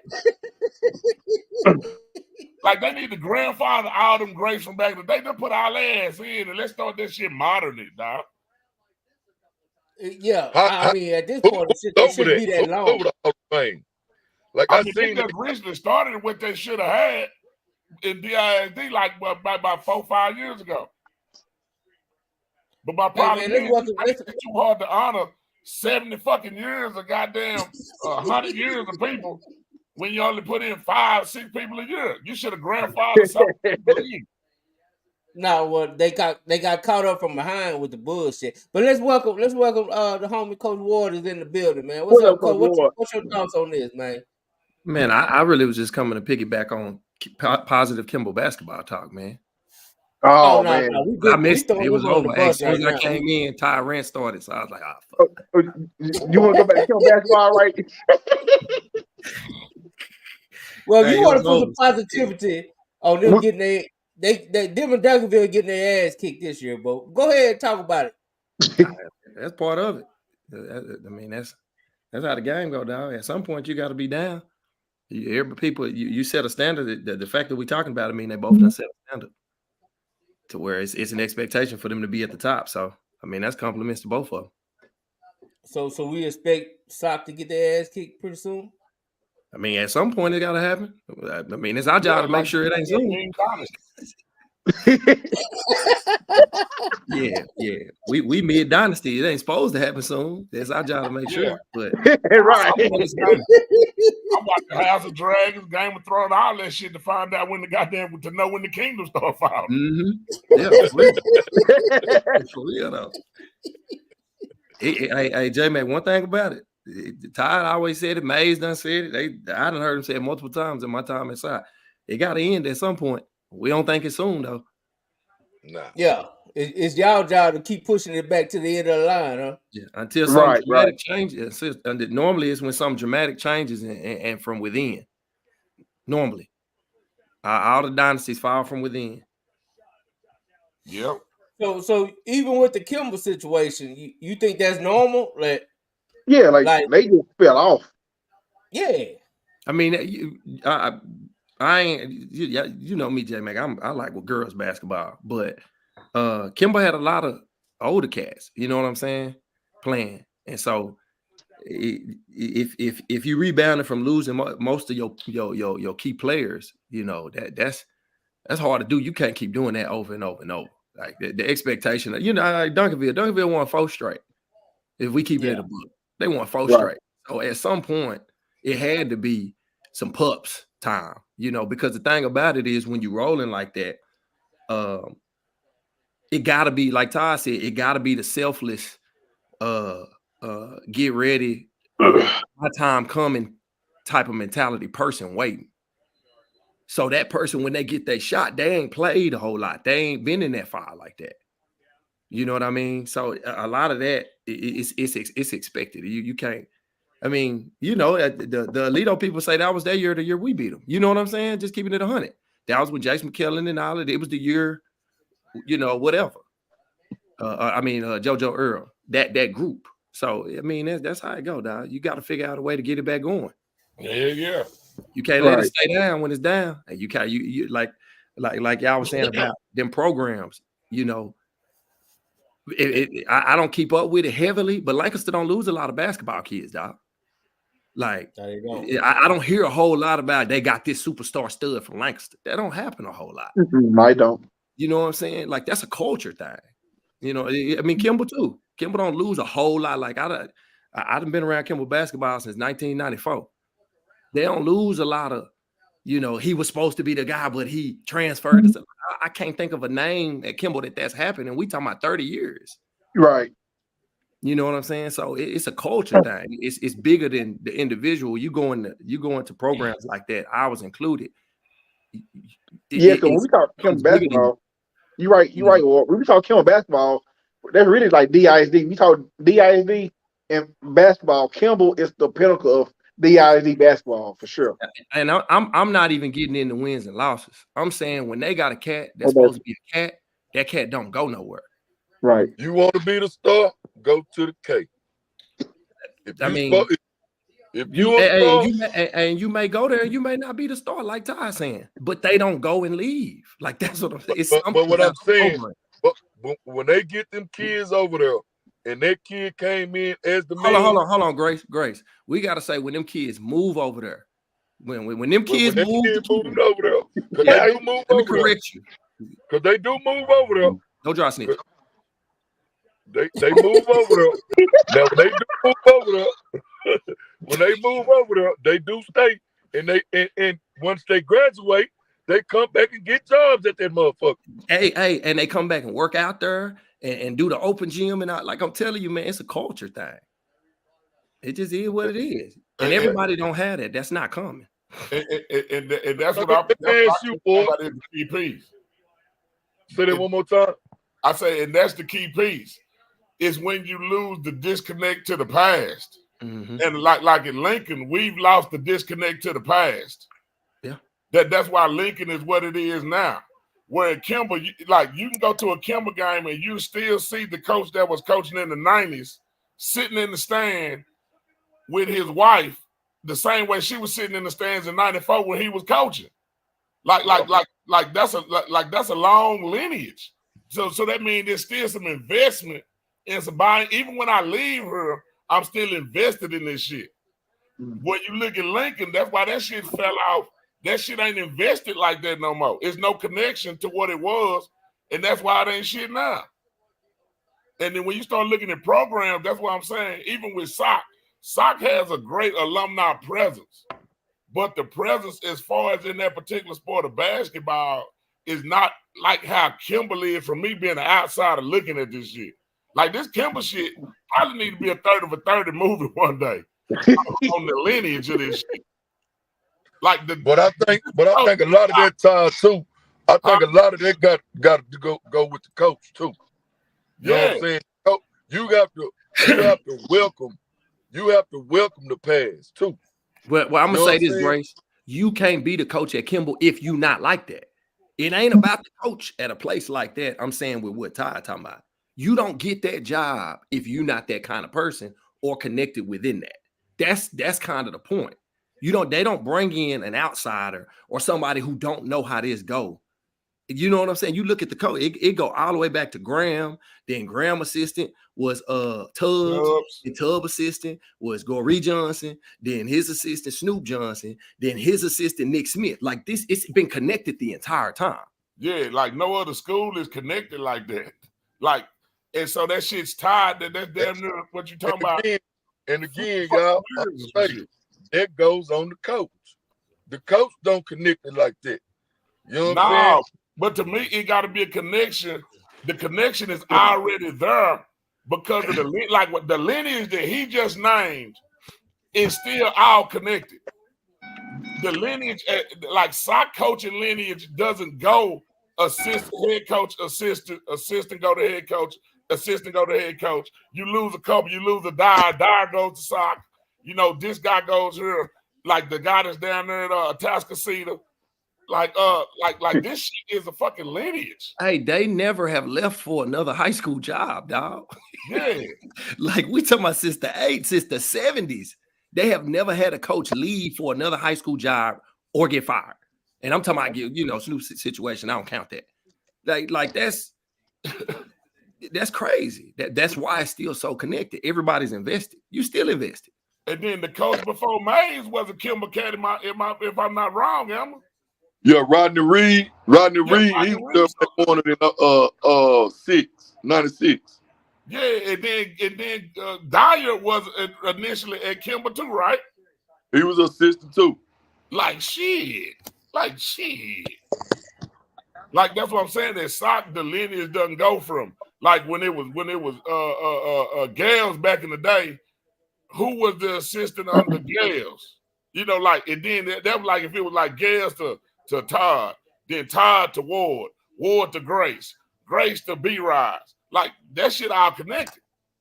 That Kimball shit, the connection, that shit is crazy. And then look at the coaches. They also started to go into college shit. Graham, the first one, went to fucking college. Then motherfucking Tubbs did it. Like that shit ain't no. That shit means something. So basically, we just gonna write this year off for Kimball since they are down. They down. It's hard to write a year off because you're really halfway through, J-Mac. And it's hard to write off these teams because the experience on the staffs, you can get in the playoffs, get some matchups, and you look up and these cats in the 4th, 5th state semifinal. Like these programs, it can happen. If they get in, they always dangerous. So you can't write it off because they struggled. Like you could look at the point we in when you talk about basketball. Like I don't even like watching NBA basketball till after the All-Star break. You know what I'm saying? I don't like watching high school basketball till after holiday tournaments. because everybody's still trying to kind of find their foot. Yeah, you like Tyler 40-0, all of that. Yeah, I see if they finish it later. You know what I'm saying? But the thing I think we with can boys write basketball, Duncanville off though. huh? Duncanville ain't gonna be a playoff. We can write Duncanville off. But everybody, I haven't seen them play. Everybody talking about how good these freshmen gonna be. And see, J-Mac, what you doing is you're looking too much. What you saying, you're not putting no basis in the coaching. Mm-hmm. See, No, coaching, because I don't think coaching gonna help that team. Because I see coaching can't help that thing. Okay, Waxahachie game going into halftime. What was the score? It was like 4-point game. 38. And then something happened in the third quarter. They got their ass kicked. What Grace? Well, I think that's when I read what Grace nephew They started got going their out. ass kicked, coach. That's what happened. But what I'm in the saying is, second the half. next time you play them, what if you keep it at that same time, that same mark at the halftime when you up by 2 or 4, and then you make some adjustments in that third quarter where it don't get stretched out, and now you enter the fourth quarter where it may be a 2-point game. Now it's come down to niggas got to hoop, coaching got to execute. And what I'm saying, what you saying is, it ain't shit they can do. They just can't win. Yeah, That's exactly what I'm saying. No, If it was a field, my cup would be full, coach. No, All I'm saying is I'm not buying that. They are in a way tougher district than anybody else. And I think with the team they got now, they going home, coach. I mean, what place they in? Okay, tell me this, J-Mac. They They gonna like hold fourth that place right now. They fourth right now. Football. So you saying they're gonna lose in the playoffs, J-Mac? I'm saying No, he said they're not gonna make playoffs. So you saying said they that shit making the about playoffs. Cedar Hill. They're So in what the I'm fourth saying place is, right now, right? what if They fourth. Duncanville basketball is gonna play the Cedar Hill role in football this year? Yeah, you did say the same thing about City Hill. Well, they could, but they not, coach. You said they weren't gonna do it neither. No. I changed my mind once they won. What? See, this is what I'm trying to say. I said Cedar Hill was gonna go 0-5, right? That's what I said. Yeah. In football. You said they were gonna win one game. 0-5. You said they were gonna win one game. Yeah. And Right. when Nick did come on, you said you hope the motherfucker don't win 2024. Yeah, but y'all know that was just playing. But I'm just saying. But no, seriously, I did expect them to go 0-5, like for real. So once they showed me they didn't go 0-5, I said, you know what? If they make the playoffs, I think they will match up good and make a decent run. I can't say the same about Duncanville basketball. I gotta watch it, man. It's hard to count out a coaching staff that's been there before. That's hard. Yeah, I can't count Peavy out. I can't count Peavy out, man. Because a lot of it, J-Mac, is early in the year, especially everything I've heard is them cats is young. They talented, but they young. It may take to next year. It may take to halfway through next year. It may click after the first round of district, where like what we talking about is stretching out in the second half because they're not able to execute those adjustments yet. But that's part of it. Like if it clicks and them youngsters start being able to execute it, it changes fast, dog. It does. But it don't make none of them kids 6'5", 6'6" with muscles that can rebound and demand space under the basket. It don't help them block shots. It don't help them create a defender that can alter shots. It don't. This why I like girls basketball, because you don't have to deal with this. You know what I'm saying? Like it ain't as player driven. It's some adjustments. And I love girls basketball. Kennedy Carter was WNBA Player of the Year, Freshman of the Year in college, all of that. She didn't win one state championship, and she only got there once, and she played with 4 other D1s because you can't get a bucket in girls like that. It's some adjustment. You got to play them schools. That's why everybody complain about the shot clock. they gonna make you beat them 29 or 26. Boys, it's just get on the ball. He tall. He more athletic. You know what? That's tough because I do think that still exists. And what you talking about is the same strategy that I used to see Graham institute at Sky High with the boys. And motherfuckers be mad talking about why he ain't got nothing really but one hooper, which was Marcus Garrett, and a bunch of role players. Yeah. And they mad talking about why we ain't running up and down the court. Hell, he condensing the game and making this shit real Yeah, small. you got to execute on offense. Like Yeah. that's the thing. We want to see Bosch and Darren Williams and Bracy Wright and all. Right. We want to see that run and gun. But them teams lose to in the playoffs is the kind of team I'm talking about that we don't talk about at this time of year. They gonna make you execute. They're gonna get in that matchup zone that you ain't seen and execute it better than you've seen. That's the thing. We don't know who those teams are. So when we look at somebody like Waxahachie, I ain't seen them play, and we may say they the favorite to come out, just for example. But we not factoring in I'm saying we not factoring in some Round Rock legacy that's gonna make them execute in the second or third round. You know what I'm saying? To get to that point, yes, it can be talent driven, but at some point it's gonna come down to execution. Maybe not this year, maybe not next year, but that, like the year we went to the state finals at Kimball, like our team we had AC Law. You know what I'm saying? And AC Law was a good, well-rounded basketball player. You know what I'm saying? We didn't have the 5 D1s like what you talking about. The tallest player we had was a 3-point shooter. You know what I'm saying? But he made people execute all game. You know what I'm saying? Like it's hard to count out them teams that have been able to do that at a high level year after year. You know, that's my thing, J-Man. I know they probably don't look good and all of that right now, but you can't count them out and just think, man, they ain't gonna make playoffs. Or if they get in, they done. Like, because you never know. They still get rolling. It's a wrap. I'm counting them out. I'm counting them out like a motherfucker. Y'all be happy to call me out, but I'm telling you, they too little, they too strong. They ain't got nothing for a big dog. I'm just gonna be honest with you. They ain't got nothing for a big dog. They can fool with the little dog. They ain't got nothing for a big dog. I'm just being honest. You saying the big dog like the top contenders? You know they ain't got nothing for, like Jabari said, they ain't got nothing for a Plano East. They ain't got nothing for a Round Rock. I think what you're not factoring in, when do they play Plano East? We're not talking about that's the I don't think they got nothing for the first 4 teams in their district. I just said they ain't gonna make the playoffs. But they in 4th. And it's the key. For They're now. in 4th. Listen, they're in 4th. Who is the first place team they would play in the next district? I don't think they're gonna make it. The fact that you don't know is my point. Like, they ain't gonna make it. I'm not worried about it. When you in that tough district, the 4th place team may not run into another team like they district to the 3rd or 4th round. Like Cedar Hill. Same thing, like Cedar Hill, right? The football. Yeah, they ran into DeSoto. Yeah, right. Same thing. District in the 4th round. Like that's how these playoffs. Texas ain't Louisiana where it's 1 through 64 seeds. It's region and district based. So you ain't guaranteed to play the teams you thinking about until later.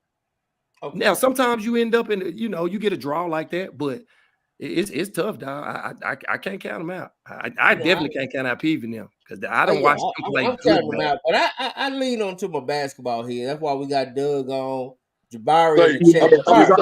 Yeah, boy, Doug. This was Snoop saying every year. Just let me make the playoffs. I don't care if I'm first, second, third, or fourth. Just let me make the playoffs.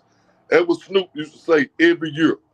Man, they got third and won a state championship, dog. Exactly. So I'm gonna just say this about that Duncanville team. They done saw Cooper Flagg, #1 kid in the country. You gotta understand who they've been beat by. They just ain't been beat by no school for the blind. They'd have been beat by some of the top schools in the country. Huh? Did you got beat by Wasatch? Hey, and you got two studs over there. Do last year? What they do last year? They didn't. The game wasn't even close last year. You know what I'm saying? The game wasn't close. DeSoto was a 4th seed last year. They was a 4th seed that made it to the state championship last year. Yeah. Hey, I'll tell you this too, Grace. I ain't heard nobody really talking about Faith Family. And the only reason the first year we won the title, I went to Vegas the next day for one of my partners' function. And they was playing there. And that was one of them years when nobody was talking about them. And I went and watched the team they were playing against. They was real as hell. I think they lost by like 20, and then they ended up winning the next day. So the fact that ain't nobody talking about Faith Family, I'm looking like, well, where they been playing at? Who they been playing? You know what I'm saying? I saw J-Mac say yesterday, this quarter year. My first thought was, well, where his Faith family been? Yep. I asked yep. People we don't know. You know what I'm saying? Faith family just didn't have a national schedule. Right, You know what I'm saying? So that's why you ain't seen Faith family. Yeah, but you still got to deal with that. They still loaded over there. Yep. They and they're loaded. getting better because of who they playing. Yep. Right. Now, Faith family, I don't know if they're as good as they are last year. But I don't know. I haven't seen them. What'd they lose? You know, I heard they lost some depth. I just put it like that. I heard they lost some depth. I'm not a basketball head. I'm not finna sit here and They tell still y'all. got the starting five. They still got the main kids. So the big George and the and guard Jay. control the pace. Yeah, they got that big. Ward. Yeah, that big. Guard play win playoff game. Yeah. That guard. I watched that guard control the pace. Man, yeah. Yeah, he's still back. He back. Yeah. Which one? Yeah. Jazz? Yeah. He back. They still back. The big guy back. It's Jazz and the big guy back. Yeah. Jazz still there. But J-Mac, and this what I'm saying about, and I'm gonna say this. Like, if I'm gonna just take 5A for example. I don't want to see SOP. If I'm supposed to be a top contender, I don't want to see SOP. Because you don't know what team gonna come to play. It's who come to play that day. It's win or go home. You dig what I'm saying? Right. What if your stars have a bad day that day? Shit, you out of there. You don't get no chance to bring it back. So I don't give them if they young or whatever. 5A, like Lancaster hands down. We can say Lancaster gonna win it all day long. Right. WT White still strong. Again, I don't want to see SOC. See, SOC might come out and have a game like they had first half against Atascocita. They might give you a game like that. Then what? You know what I'm saying? That's basketball. That's basketball. Exactly. You know what I'm saying? So again, I'm gonna say I'm gonna go out on Lancaster is a for sure home run in 5A. Okay. Because again, they still got their stars, they still got what they got, and most of all, they got a program over there. Right. You dig what I'm saying? And that's the same thing with them kids over at Duncanville. It's a program over there. It's hard to beat a program, J-Mac. I'm sorry. It's tough. It ain't impossible, but it's I'm tough. gonna be honest, man. And I ain't gonna lie, man, because it's making me sound like a hater, and I don't want to sound like a hater. I don't want to sound like a hater. Hey, at least you ain't gonna sound like a hater. But I'm tell you right now, I'm gonna gloat like a motherfucker on y'all when they don't make the playoffs. I'm telling you right now, I'm bringing all y'all back on, and I'm a 9-9 boo y'all to death. I don't. This is what I'm saying, J-Mac. White. Nobody, J-Mac. Nobody's saying nobody guaranteeing and saying you did wrong. What people are saying is it's possible because of the lineage of what's going on there. That it ain't nothing to nanny boo boo about. Because ain't nobody like, hell no, you did wrong. Like ain't nobody said that. We saying don't count now. Okay. Because if you is, I'm a 9-9 boo boo. Because nobody when you and Lamont was making them see the Hill claims, didn't nobody hop up and say, hell no, y'all came from a different place. Like, don't put me and Lamont in the same sentence. I mean, one game and 0 games is very close. Oh boy, right quick. One of the dudes in the chat. What do you say? Go ahead. He said something about he said he graduated from 72, but some of the older alumni don't feel welcome. I'm gonna tell you, like personally for me, while I understand stuff, because I grew up looking through 8,000 yearbooks all the time. You know what I'm saying? So I was able to understand names, and I remember my mama told me when they lost the state in 74, and I remember the boys and girls won in 77. So I got some recollection of the history. The problem, what I think that older cats have to realize is when you come back to a school, you think that how you left the school is how that school still remember you. That school don't remember you because there's nothing up to even tell a person who you was. So you can be a guy that famous guy come walking back in school. You done left 40 years ago. You think that school supposed to be like shit paying homage with the kids don't know you. The staff grown-ups either. New grown-ups too, Todd. Yeah, no, they don't know that. It ain't no different than trying to get in the stadium sometime. Like, since we won state, it's a whole lot easier for me to get in the stadium now than before. When that motherfucker used to look at me, and I used to be like, God damn, y'all let Sam them motherfucker walk in anytime he get ready. And I can't get in. Now, you know what I'm saying? That motherfucker got a little clout, motherfucker done one little bit. That motherfucker open that goddamn door up. So what I be on the side eating wings with Ty. You know what I'm saying? I'm over there Yeah, with me you, too. Ty. I eating think wings. But the problem is because there's nothing up that shows the history. Like trophies show years, but trophies don't show people. Like if I don't know who goddamn Rob Mr. Gerald is, if I ain't look through my granddaddy old papers and see that Woody Hayes called him the greatest option quarterback back in 1970, whatever it was. I don't know none of this shit. I'm looking through old shit yesterday. I got a picture with Terrence Wesley, Marlon Cannon, all these people. They took some pictures, suit and ties after they won state. But I expect somebody else to know this shit. Right. So in order for people to understand the past, it's got to be something that you can fucking visualize and actually see people's faces to go, oh, that's him. And a lot of times when people come back, they thinking somebody remember who he was. When these people, we don't know that no more. When I was in, to speak to that time, when I was in Kimball basketball program, that was hammered into you. You had to know all them cats. You had to, who they were, what they did. It was always a story associated with something that was going on. It would, you knew who they was. You know what I'm saying? Were they always around? No, not always. But when they did come around, somebody was able to say, "This is who that is." Hell yeah. No, leave him alone. That's such and such. You know what I'm saying? Like that shit means something. But it's because the people can somebody there still relate to you. A lot of these cats nowadays, these kids don't know. Like you come walk some of these cats, you can walk the real Arthur through sock right now. And if people don't, them kids ain't gonna know who he is. Or he might try to go through a certain door. They be like, they call security and won't even let his ass in the door. And I'm saying that's on us as the people that went to these schools because we ain't got no artifacts up. You're right. You got pyramids that ain't got shit wrote on them. And it should be up.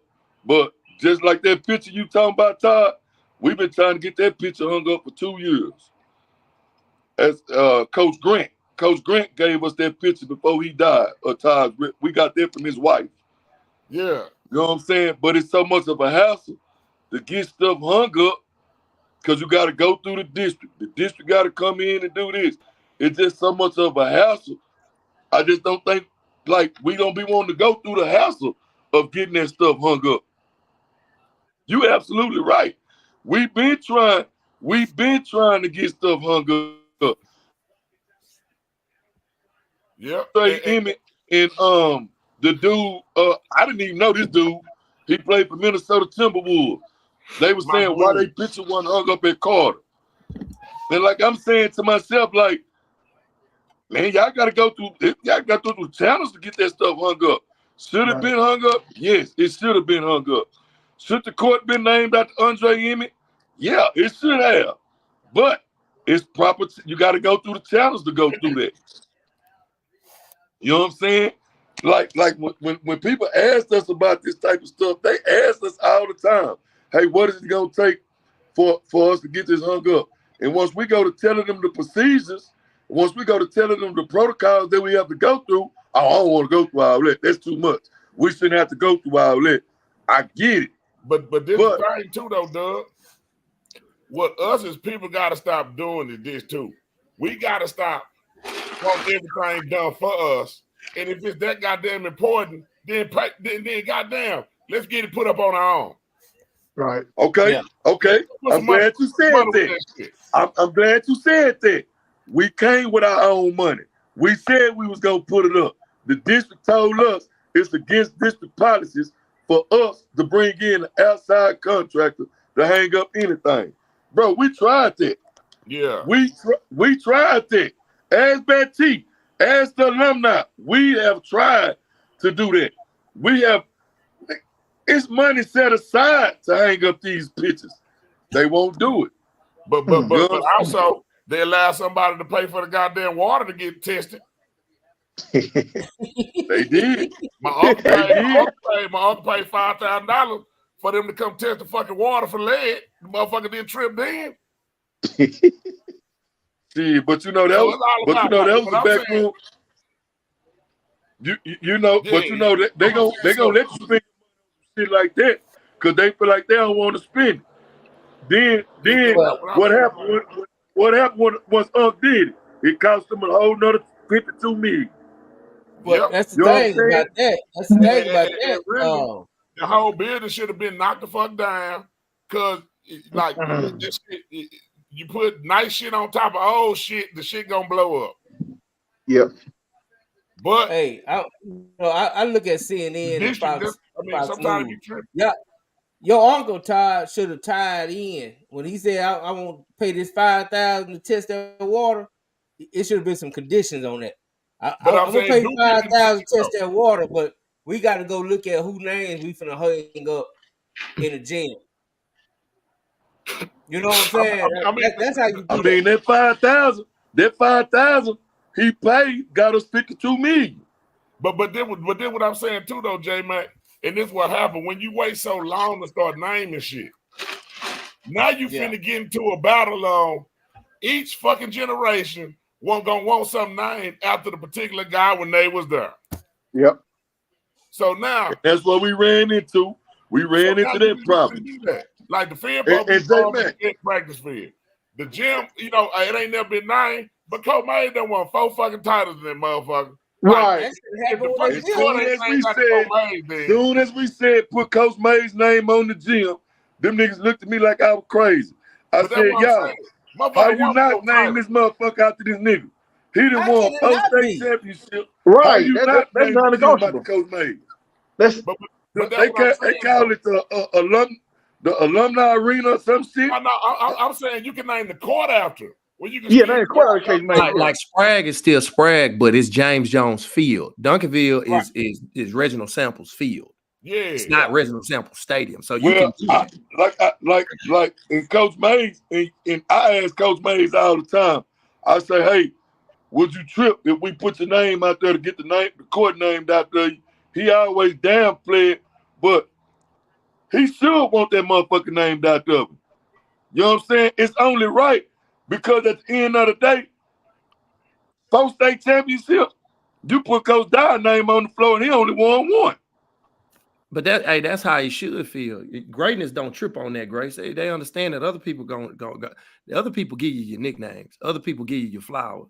You ain't gotta beg and plead for credit when you've done enough. And when you talk to Coach Mays about that stuff, he'll throw some stuff out there here and every now and then, but he done had too much success to be like, man, my name need to be on it. You know what you ask me, gonna be like, man, Grace, if that get done, it get done. That's how cats like him are. That's what I do every time I ask him. That's how them cats is. And I keep asking him before. And I keep asking him until his name go on the floor because he should be on the floor. Just like at the end of the day, Todd name should go somewhere on that motherfucker. If you put it on the goal post or something. Todd goal post. I'll be the first nigga to tell them. If they come to me, even if I'm dead, my kids gonna know. Don't participate in that shit. We decline. Like I ain't finna be in the goddamn Jason Todd concession stand. Like fuck that. I don't want that shit there. I mean, I'm just being real with you. Like, nah. Like, I'm gonna tell them if I'm gone, nah. Just like Angela Aycock declined the Hall of Fame. Like, no. We not finna just make up shit the hallway and all that. No. Right. Hell no, make that shit up now while a nigga living. Damn with nigga. But what I also want is to set the standard on what is gonna be the protocol. Like let's just say it's soccer. You done had numerous great players through time. Like the greatest honor I see is of being around the court. I would bite the Kimber design and somehow incorporate that in my flow. So now you can't name it after every good player that played the soccer.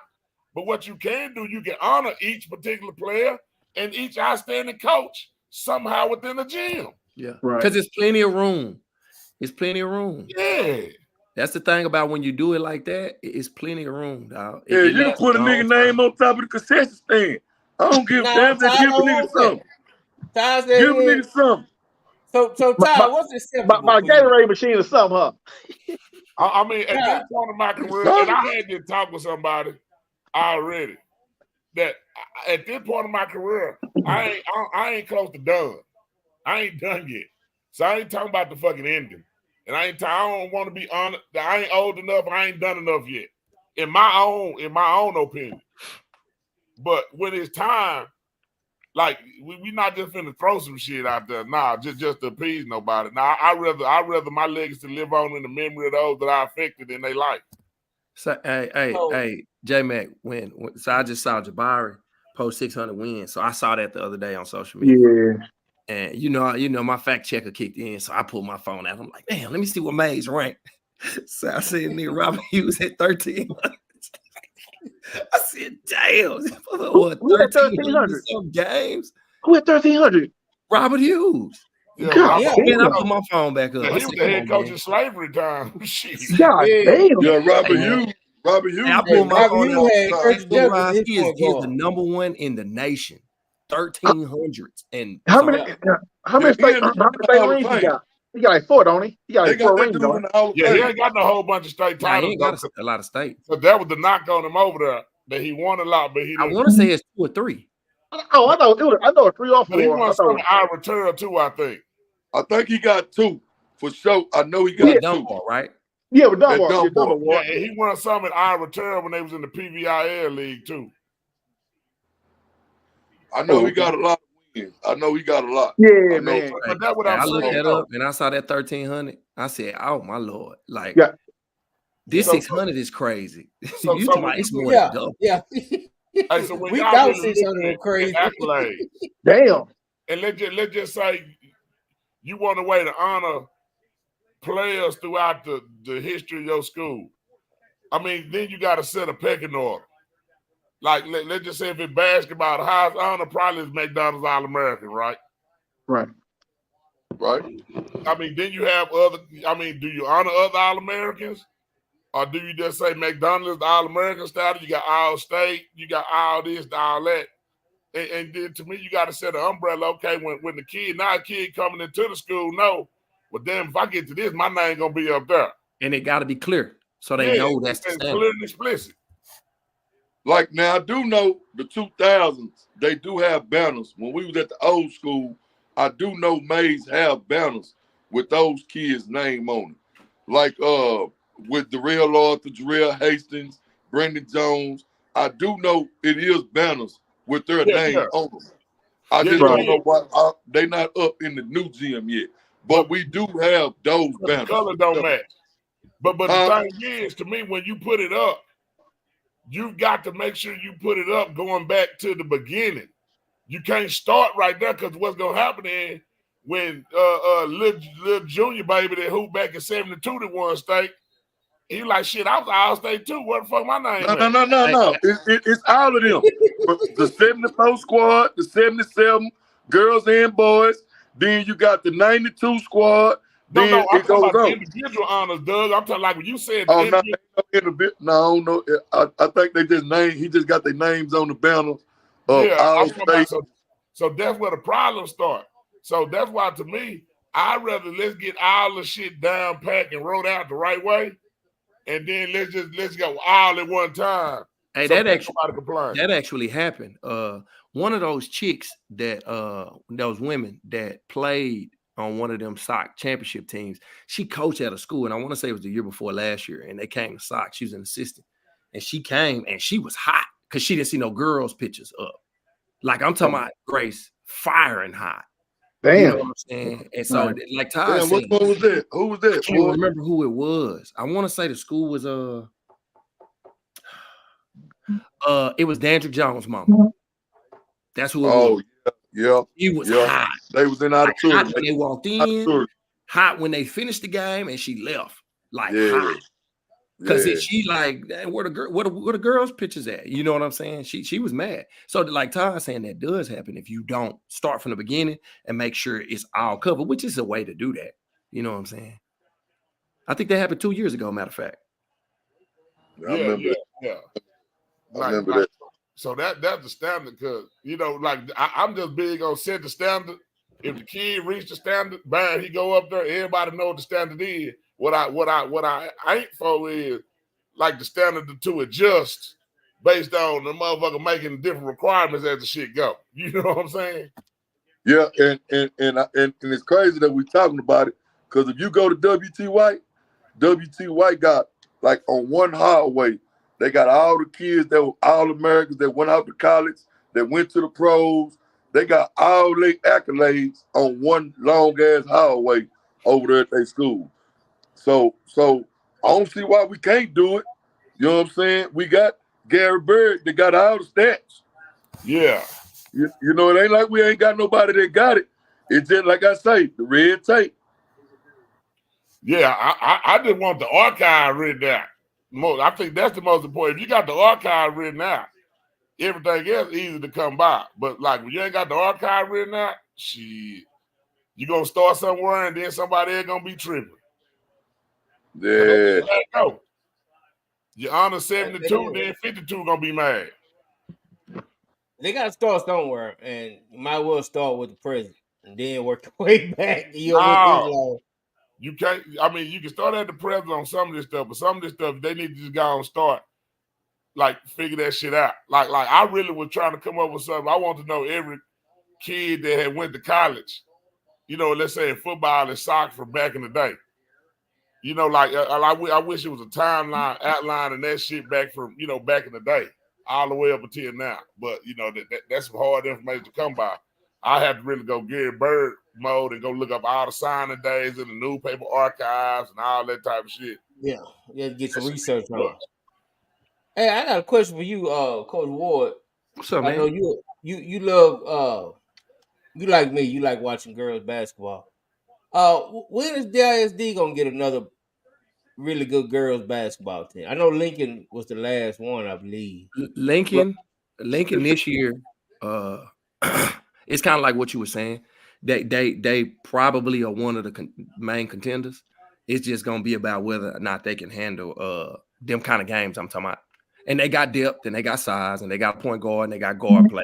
So this is one of those years where you could look up and they won a title, but they're going to run into one of them games where somebody going to try to make them beat them 25-24. You know what I'm saying? We already know. See, this is the thing. Girls ball, the hard part is 6A is easier to win a title than 5A and 4A. Because in 5A and 4A, you run into the Canyons and Amarillos. That's going to slow the game down with talent. Frisco Liberties. Yeah. You see what I'm saying? Right. So in 6A, it's guns on guns. And that ain't taking no knock. That ain't no knock to nobody. But you look at them same 6A teams, and some of them losing to the teams I'm talking about. You know what I'm saying? Right. Like they're winning by 2-3 points. So it's hard because you constantly run into that game. You may, in basketball, 7 playoff games, where 3 of them might be one of them games. You know what I'm saying? Argyle's like that. You know what I mean? So yeah, Lincoln is in 4A, so they guaranteed to hit a couple. But they do got what it takes. This year? Huh? Is Pinkston girls good this year? I think they lost a lot. Lincoln again. The Pinkston was last year, and I think the year or two before it's done shifted to Lincoln. I saw Lincoln play this year once. Okay, and I was like, okay, they got a team. They got the right team. Yeah, they got my homeboy, my homegirl daughter over there. And the thing, even with like Lincoln girls, it ain't up to the standard of what like people that used to really hoop at Lincoln girl wise. It's still way beneath that standard though too. At the same time, hey Ty, but when you go to a game, to a Lincoln girls game, it's no matter where it's at, it's like a home game for them. It's still the same, that part of it. Yeah, because I watched them play. They played. I watched the championship game that they played versus Princeton. I think wasn't it? No, it wasn't Humble. It was Princeton. Yeah, Princeton. Yeah, I actually went to that game and saw them hoop there. They still rowdy now. Yeah. Now, you know, they still athletic. They can run around, and you still see some old heads there. Yeah, I'm talking about the fans. Shit. Yeah, that's what I'm talking about. They Yeah, crazy. yeah. No, they gonna be ignorant. Hey, J Mac. B Rod told me he ain't got much longer. He said he was trying to hang around for the generational conversation. Man, B Rod, man, my beef with J Mac. My beef talking about Eton what generation. I want to say that because I want Coach Carr here. I want Coach Carr part of that conversation. That's the only reason I didn't bring it up.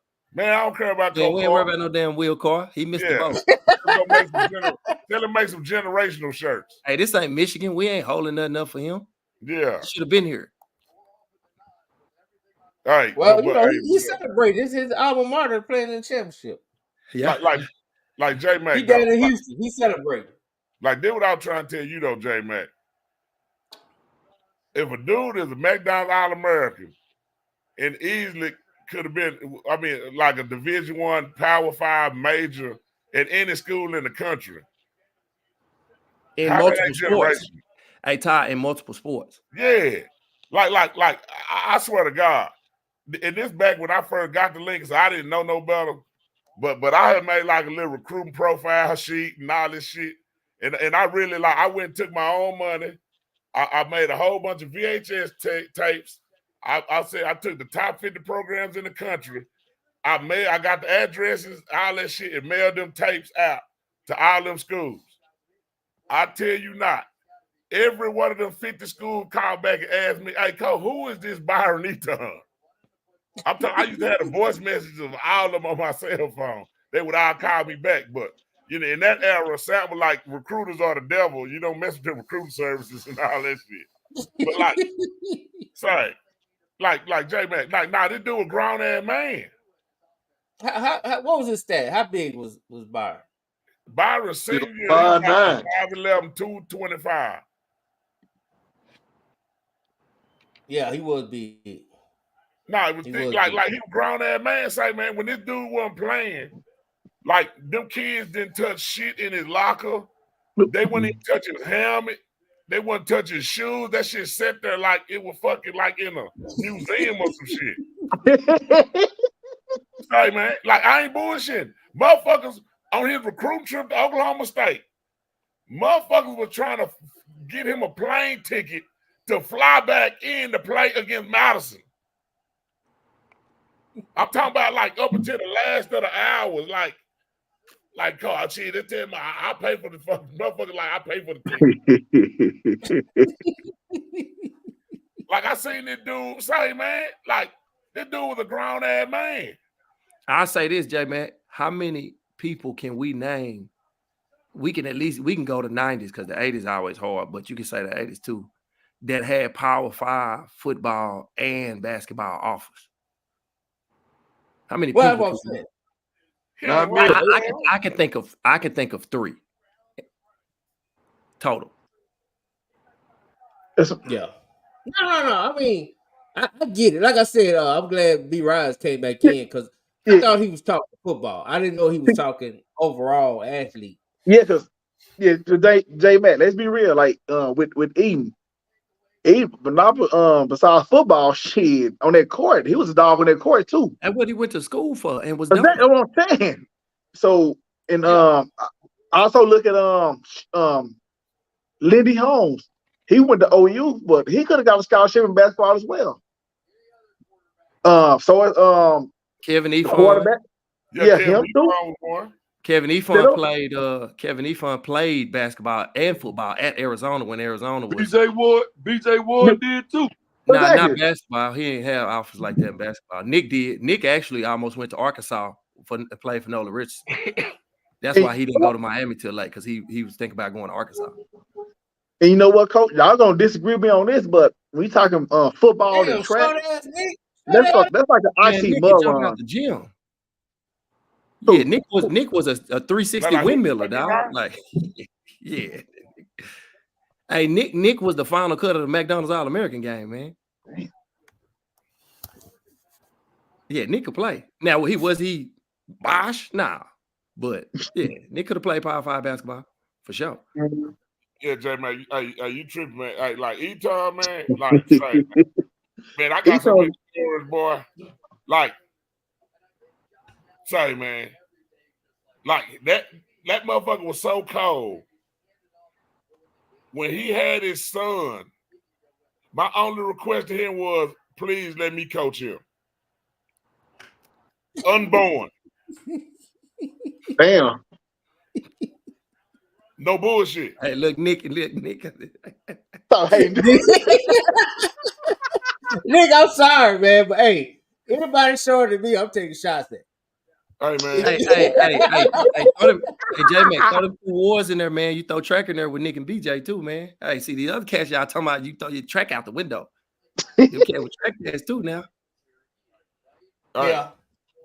Hey, he used to do something like this, J-Mac. You see my hand? Sam kind of tell him come over there and call the play. He used to do something like, nah, I got it. Yeah, get the fuck out of the way. Let him go. He got it. So Tom, so it's safe to say that he's the best athlete to come out of Lincoln then. I mean, yeah, when you talk about basketball, football, now it was a couple of other cats that was some track dudes that played football that I heard real cold, like Bobby Johnson and some other people like that. But now football, now Byron, man, because I was there. Like he was like a All-American and everything. He was All-American with them hands when it came to like hell yeah. What? Say, man, like I remember we got a dude came up to the school, won't fight Eton at the football game. Man, Byron got out that car, like it wasn't even like, I'm like, dude, like All-American dude, fuck that shit. Like James Argini dove over Eton and had some guys throw Eton in his car. He didn't even take Byron home that night. He made Byron drive and go stay with him at DeSoto. Damn. Like say with them hands, like didn't nobody bother him, man. Like this dude wasn't like, he wasn't no regular kid. Yeah, everything, man. I mean, like that probably was what his hindrance was. He had it all. Now, the hood were paying him to play. I ain't bullshitting. He was getting in our ass in 05. Ooh, Big Daddy give him free salads. Nah, the whole hood. Now, when I came back to Lincoln, cause my first year was in freshman year. Now, all they talked about was Byron Eton. Byron Eton, man, was the greatest thing ever made. So Byron didn't play in first year. First year, he came to one football practice. Came out there late eating a cheeseburger. Colbert sounded like, Byron, why you late? Go get dressed. Colbert walked him inside the locker room, walked him back out. He practiced with the freshmen. Colbert, after that day of practice, said, Coach, this kid can't play with these guys down here. Like this shit, he's so far beyond them. He never came back to football again that year. Then his sophomore year, he came back, and they had Fred Brown starting the quarterback. And so I was like, he was just bullshit. And he told me one day, said, Coach, I don't really do shit till the lights come on. And then we screaming somebody, and they put that motherfucker in. I like, this the shit they been talking about. Yeah, that motherfucker was different, man. Like I wouldn't try being around that kid for shit, man. That shit was an experience. Yeah, he just one of them guys that just a legend. Dog, like say, man, when that motherfucker walked, it was like shit. The whole school just that Eton. I remember being at games when we played at Highland Park with his mama in the stands, like, hey, Byron, take your shit out. We finna go basketball in the middle of the game.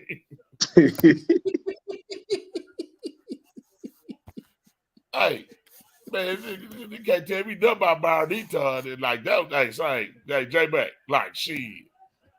That dude was like living like he was living like a rock star. And he did all 4 years at OSU too. He actually graduated too, did he? Yeah, and people think Byron like he wasn't a DB. Byron was, I'm telling you, this who he was. He was Maurice Claret. That's who Byron Eton was. Byron was a running back, dog.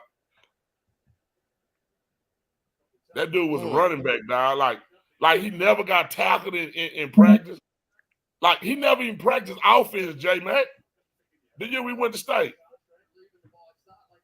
Motherfucker You told spent the whole Coach, time on I ain't defense? doing no offense, man. I get tired of people hitting me. I want to hit somebody. So if I ain't playing defense, I ain't gonna play. Glenn You told Upshaw, yourself that? huh? He told himself that? Hell yeah. Did you just hear what this man said?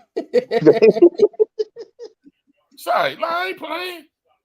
Like Byron played defense all practice, and then he played offense at the game. And then we'll sub in on defense at the game. Like, shit. Like, man, please. I want to go back. So tell me this, man. So you had one game. Yeah. Who would you take, Byron or William Cole? I'm going with Eton because that's the one I was around. And I'm going to tell you something. A coach told me this, that coach don't see the Hill staff. Because remember, Will Cole, I don't think he was supposed to be the quarterback that year. He's supposed to be receiver. He was receiver. Yeah. He was receiver. But he was supposed to be receiving. Somebody got hurt.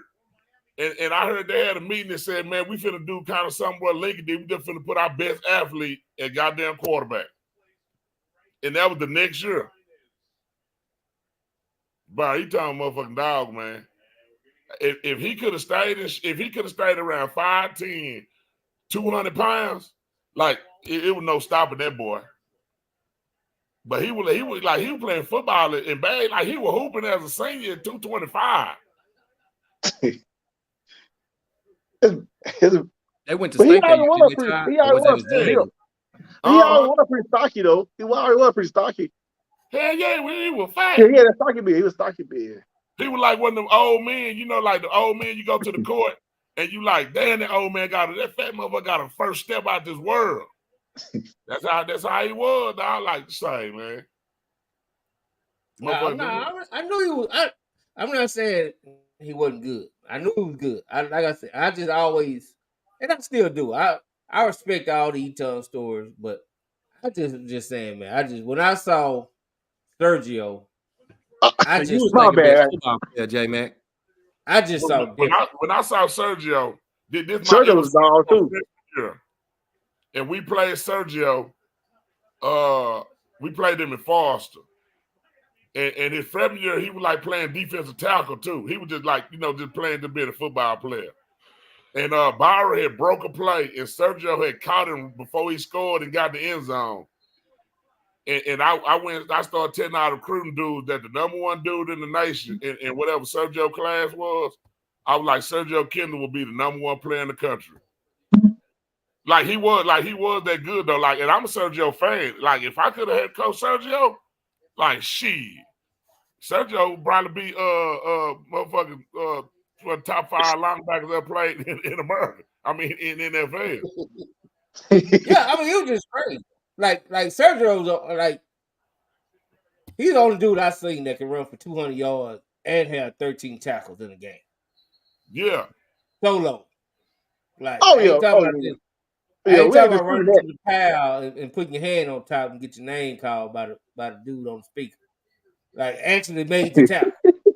But that's why I like Bobby Ellis though, because even in that little wing tension, whatever offense they was running, it was good for a back like him to be in that type of system rather than just being a traditional eye and all that shit all the time. Right. And that's why I always thought Bobby Ellis was a pretty good coach, like we talked about it the other day. Nah, that goddamn it been some man child, but like nah, that Sergio Kendall, Andre Patterson, another one too.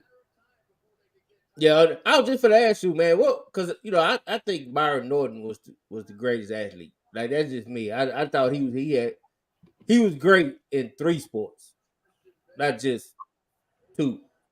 I mean, so what was your thoughts on Byron Norton? I think Byron Norton was a hell of an athlete and a good player, but I think sometimes it kind of gets blown a little bit up, a little more than what it was because of the tragic ending. You know what I'm saying? Right. But I think it's been some better all around athletes than him. Like, I think Goldsmith was a better athlete than Byron Norton. But that's the thing. Tamel Hurd probably was a better athlete, but when it comes to being a better player, and I just say that because I grew up with Byron Norton. my cousin played at Kimball, so I used to be at Keys Park all summer, and I used to play with Byron Norton and all them cats. Byron wasn't a great athlete, but he was a sneaky athlete. You know what I'm saying? Like, he was really good at basketball because he's a great point guard. Who he you was talking good about? at baseball because he had Byron Norton. Oh, Byron Norton. Okay. Yeah. I mean, football.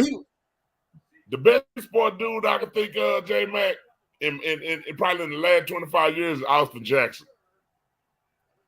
From Den Ryan. Like he's probably the pinnacle of the best 3-sport player you're gonna probably find, because he was a Power 5 basketball player. He hooped on Eton and them team.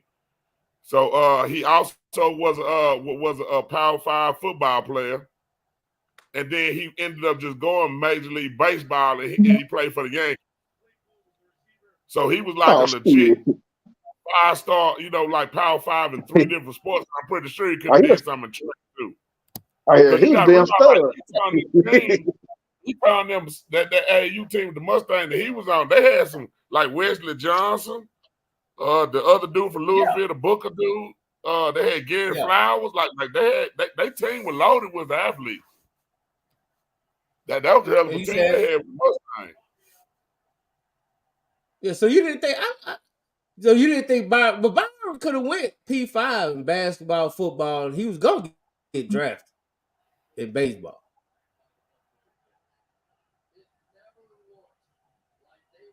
Yeah, I know Austin Jackson. Like he was all that shit.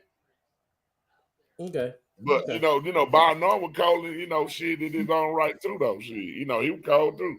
But well, I'm just saying for DISD for Dallas. When we talking about Dallas, I just thought he would be, because I couldn't think of nobody else that dominated in 3. I mean, we talking about all around athletes. Then you talking about the other sports. So when I think about the other sports, like especially with Kimball, a lot of them cats could play other sports. Right. Here, I didn't even know Byron played football. Yeah, I didn't know Tamel played football till I saw him out there. Hey, Byron Washington, he don't need to join the basketball team. Nah, he got a lot. He got a lot of development that he needs to do, flexibility, bending, bending and things like that. That he's not like Evan Washington was. That went to LSU, that hoop, and then came out football that they had probably about 15 years ago. Yeah, but he was hooper first, Todd. What you talking about? Yeah, Evan Washington, yeah. But Byron is a football kid. Basketball gives Biggs footwork. His issue is basketball players actually struggle bending because they don't have to bend. It's our first step. So he won't get what he necessarily needs on the basketball court. That don't mean he ain't gonna get better. I mean, I think any activity gets you better. Yeah, right. What he needs is the pace down too much too. You gotta play half court. Yeah. What he needs is gym. I'm talking about workout gym, bending and mobility. Right. Yeah. He need to take some of them yoga classes and stuff. They'll work on all that. But the thing is, you really need to show some of that before you get there, because what happens is a lot of people not gonna take that chance to try to develop it there. And when you talking about I'm talking about the top level school, right? Because what you got to realize at that level, he'll be going against guys that's more. Nobody will be as big as him, but he'll be going against 300-pound defensive tackles that's very explosive. Who they first step, they're gonna be in his chest too fast. At the high school level, you kind of just lean on people and you kind of run with your arms out sometimes. But at the college level, you start talking about these big shoes, like Byron Murphy. Imagine his first step coming off against him. He gonna be in his chest so fast. Because he's just strong. And he just strong. Don't even matter. So he's not gonna get it. Explosion gonna get it. Right. That explosive step gonna shit. May knock his big ass backwards. Or you match him up with the difference between, like, how the Sweat kid in Texas, like, he's a big John of a D tackle, but their mobility is totally different between the two of them. He can move. Yeah. Like if Granger had played against him in high school, his first step, he would have came out so fucking explosive and strong that he'd been fucked up. And Granger was 350 too. You know what Yeah. I'm saying? Right. Strong, athletic 350. I mean, I saw Granger run a scat back down on the screen and leave his feet. Yeah, Granger was different. So, you know, that's when what you we look talk at about it, when you get into the elite. Yeah. Oh yeah. It's his top tier right there. You know, I played with him. I was a senior when he was a sophomore, and I watched him after. Todd played against him. Hell yeah, I'm a monster. His perspective was from a coach. Yeah. But yeah, I think Washington, and I think he know that because I see a lot of the training that he doing. Yeah. I think he know what he needs to do also. But yeah, because hell, you look at Big Cam Williams from Duncanville. He played basketball. He played AAU every summer. But you still talking that, but they not comparable though. Like Cam Williams' movement, like his shit was okay. I'm gonna give you the main example. When I'm looking at big linemen, I want to see how many times they end up on the ground. Go back and watch Cam. A lot of his blocks were like his junior senior year. He finished on the ground on top of people. Yeah. Because he's able to bend and power through people. Yeah. Again, it made me go back and watch him as a freshman when I watched our freshman tape against them. And I was like, okay, bam, I see the shit in Cam. I see the shit in Cam as a freshman. Now as he a senior, I see what they had now in the beginning. And with effort, Todd, because the thing is, a lot of cats don't hit the ground, but their effort ain't the same trying to finish the block. Right. Yeah. Because they know they're not as athletic to keep their balance and stay on the block. So they're really just trying to be safe. And that's what I be telling people when Duncanville was rolling with them offensive linemen. That was the scary part about going against them was they O-lineman ability to finish the fucking blocks. Like it's plays where I've seen them take a motherfucker to the water cooler and still can finish that like this shit. Like a lot of linemen can't finish with that. That's why like they were great individual blockers. I didn't think they were the greatest chemistry blockers. But if they got their hands on you, they were like, fuck the play. I'm finna kill your ass. Yeah. And that's what's going to be interesting about them now transitioning from Durham. Right. Now, like Ty said, the chemistry blocking, you know, you can have a talented back behind them, but Durham was that home run. You can miss assignments, half of your plays, but if he popped 4, he got 350 or 250. Right. You know what I'm saying? Now they finna have to transition with it back to kind of how it was before Durham, where Big Boy was leaning on people. Yeah. Right. But look at the lineman that we saying he had. You know what I'm saying? Yeah, no, you right. Right. That's going to be a transition that they finna go through. Right, and they got most of their line coming back. I think they only had one thing on that offensive line, so hopefully they learn pass something. a lot better. Right, they pass a lot better now than they did at that time too. Right. They also made a change. I noticed, but I didn't notice, and one of the coaches did tell me they did make a change in their offensive line after that DeSoto game. They really opened it up. They really helped them all from that point. From that point on, we didn't see no more games like that. You didn't see, you know what I'm saying? So they did make a change. Hey, but you also might not have seen that defensive line again either. Yeah, that too. You got to think about that. And backers. Yeah, you might not have seen that talent level again. So I mean, hey, and that's true. It wasn't another one. After DeSoto, we didn't see. We could say we made a change, but we didn't see DeSoto Duncanville again either.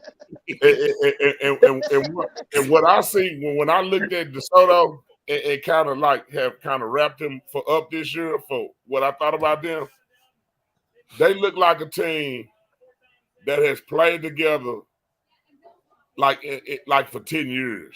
Mm-hmm. Right. Where the chemistry is just there. The kids know each other. It was like a kind of like a brotherhood type of thing where they've been through shit. They done grew up together. It's their time. And if you go back and watch the documentary, a lot of them were sophomores when I'm watching this documentary shit the other day. Like they were sophomores. So now you got to look at it. It go back to what you were talking about, J. McNair, when you talking about Duncanville basketball. And now you look at DeSoto football 2 years ago, all them kids were saying, shit, we're going to win that bitch once before we leave, but here, them motherfuckers end up winning twice. Yep. They got a shot for another one. Yeah, it got a shot for another one.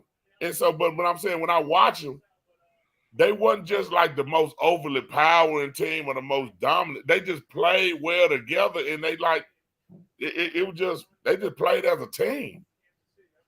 And that shit, everybody did their part, which was big. So what y'all think about the rumors about them going 6A? Man, I don't know shit. They gonna go wherever they want to go. That shit don't affect me. Yeah. They still gonna play. 5A-D2. Yeah, I mean, we recommend 5A-D2 shit. I mean, if that's what they fan here, one thing about enrollment, you can't run from it if that's where you at. Well, I mean, they failed 5A-D1. Yeah, we 5A-D1. I think J-Mac, I think they gonna move down. Yeah, I mean, that's like you, Todd. If your numbers hit you, 4A-D1,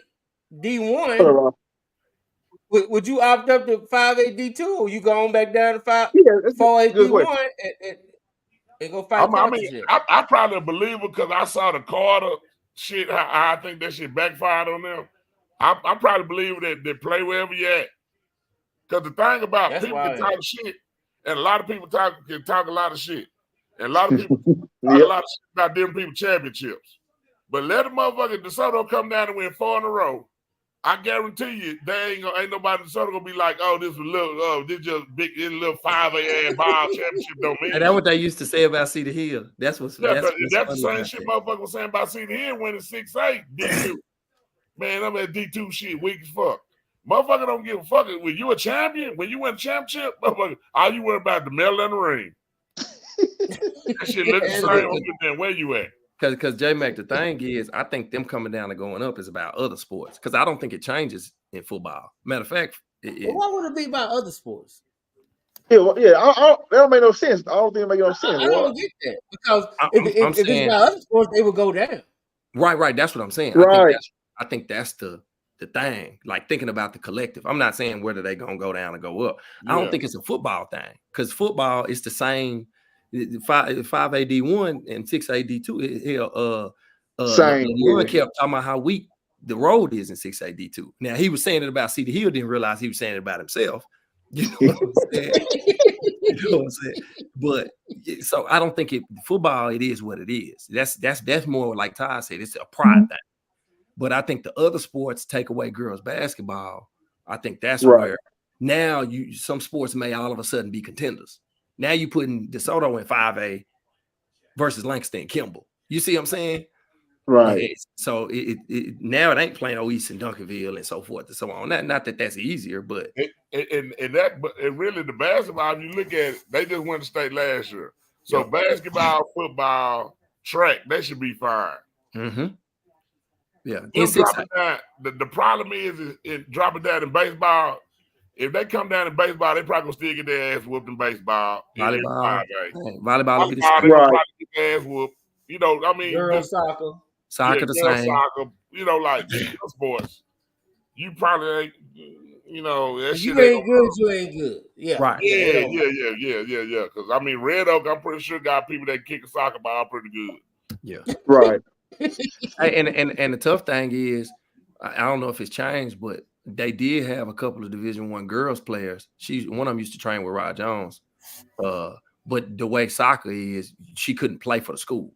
It's like something with the rules when you play at a certain level. Select team. She was the manager, J-Mac, for her whole career. The best player in the district. She was the manager because she couldn't play. I went to Missouri. I got a question for you, Ward. What's up, Doc? I got a question for you, Ward. Kimball, their enrollment put them in 4A Division I with enrollment. Okay. Do you think Coach Bam, they take the high road and stay go down? Hell no. 4A? No, they go where their enrollment is. Hell no. But how they look, I guess, on a basketball standpoint. Man, I ain't give a damn about no basketball. We just talking about they having a down year. That might be an up year if they go down. That's what I'm saying. That's what I'm saying. They lost Carter this year, so it doesn't matter. Yeah, I'm saying this is what I'm saying. Because in Carter Campbell basketball play, who won? Carter. Okay. Carter Campbell football play, who won? Carter. Okay, so in basketball, they still got to go through Faye family because Carter got to go through Faye family, right? Right, And in right. football, wherever Carter is getting, they on that same kind of tier. They still got a step to get over. They may be first round, second round win now because Kimball does look like it's trending up football wise. You know what I mean? So yeah, you go down. Yeah, they ain't in the DeSoto position, man. Go down and go where your enrollment is, and if kids show back up, you move back up. But when were you at? It's different for DeSoto because, like Ty said, you talking about a team that went to state and boys basketball and girls basketball last year. They've been track dynasties in the last 10 years on both sides. Right. The boys have struggled a lot more recently, but they've been a dynasty. Football has won 2 in a row. Like, yeah, this ain't the same conversation. Kimball need to go where they enrollment fall, and but I'm a Kimball alum. Let's win. Right. Win as much as I we look can. forward to it. Yeah. I know. Man, I was saying that about Carter though. I was saying when Carter opted up, I was like, "What are y'all doing now?" Yeah, and they hadn't won nothing to opt up. I know. And I can say that because my son was on that team. I was like, "Hell no, we need to go down. We need to go down. What the hell we doing?" But that's about pride though, like Ward said.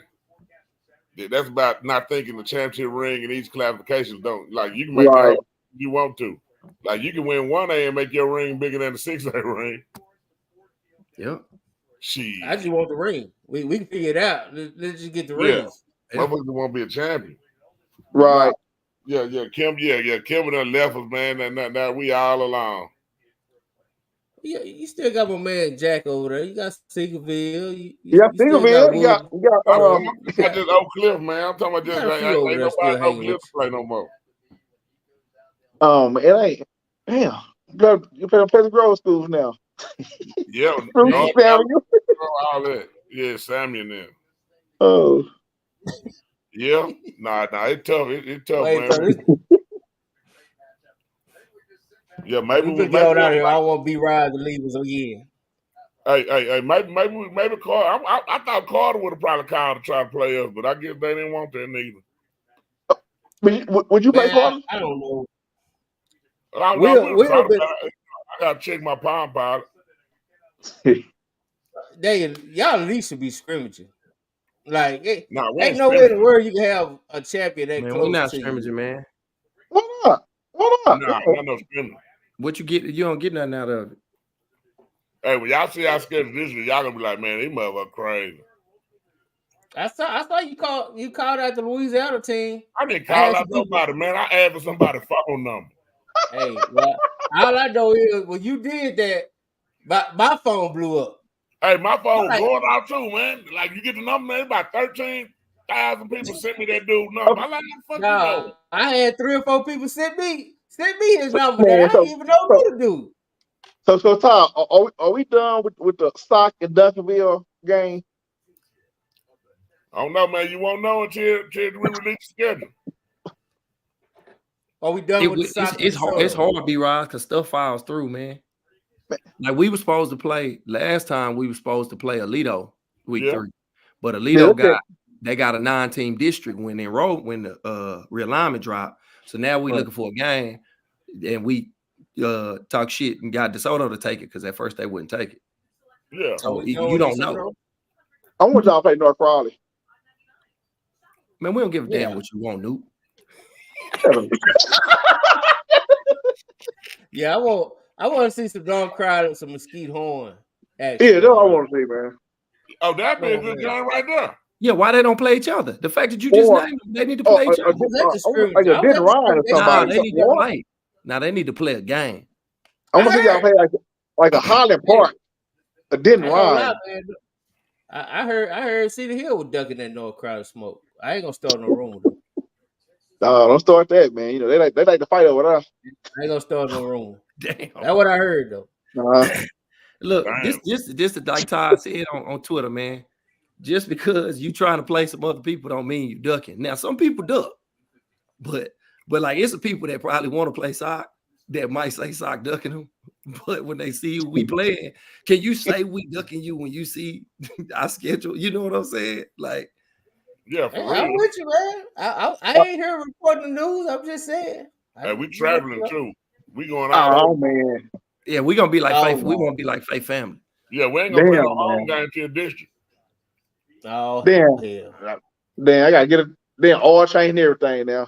Yeah, I yeah. know Get it, your man. I plane have to ticket. fly, B-Rise. Damn. Get your plane ticket, be right. Shit. All I can say is who's streaming it? Cause hell, we gotta get one of the illegal Facebook streamers to go ahead and get on down there. Damn, man, Yeah, come hey. on, man. Goddamn, the Dub got to travel. Say, all right, coach. Say, If coach. you can get Okay, us some passes, okay. we'll go. Say, coach. This was on our show agenda. You know, we'll leave it alone. If you don't want to talk about it, but we're gonna talk about the site grievance. Do you want to touch on that or no? Yeah, we can touch on shoot away, man. What questions y'all got? Well, Why y'all gonna stop them from doing that shit? yeah, come on, man. I mean, come on. Why fight that complaint? It's a bad look, coach. First of all, it ain't nothing I'm doing or like the school. Like, and I think what they are filing agreements over ain't got nothing to do about the game. It's more about the process. Yeah, the process that it should have been some transparency about, when you do select the officials. I think it's more about just making sure the transparency is followed and people disclose certain information beforehand. It ain't. I don't think it don't have nothing to do with the actual game. Okay. Like B-Raj, you went to Maceo. You know what I'm saying? Right. That I think that complaint is more. If a Maceo in a state championship game and you're a part of the crew, you should have to disclose that you went to a Maceo or you own a business next to a Maceo or whatever. You see what I'm saying? Right. Yeah. But So, I'm a lie. But I'm a lie though. But I get you see what I'm saying? I think that's their issue. Right. Okay. I get you saying. Yeah. So it was on social media. We moved on. Right. It's it was the people trying to hostile and Of course, man. You already said I know y'all saying it, you already know I'm always taking up for y'all, getting the fighting. Hey, because had we won, we probably wouldn't know old boy was from there. That is true. You know what I'm saying? You would know, but they wouldn't have dug into it like that and posted. And that's crazy though, cause like as soon as the game was over, like hours later, I saw that shit on Facebook. I'm like, damn, where they find that shit at? Yep. That was quick too, boy. The internet a motherfucker, boy. You can't. It is quick, boy. Internet a motherfucker. Hey, whether it's true or not, goddamn, something gonna come back. But you know what, Ward? I know one thing, man. We got us a nice rivalry now. Cause I think we're gonna see a rematch. It's more for fans, man. Yeah. That's it for fans. Our off season ain't about no PNG. Nah, it's motherfucker ain't. So that now I can't speak for them, but our offseason ain't about no damn PNG. We didn't mention that name one time in the offseason last year. Mm-mm. And it ain't gonna be mentioned this year. Right. It's gonna be about week one, like it's always been. Yeah, but if them motherfuckers ever end up on the other sideline, it's gonna be on their ass.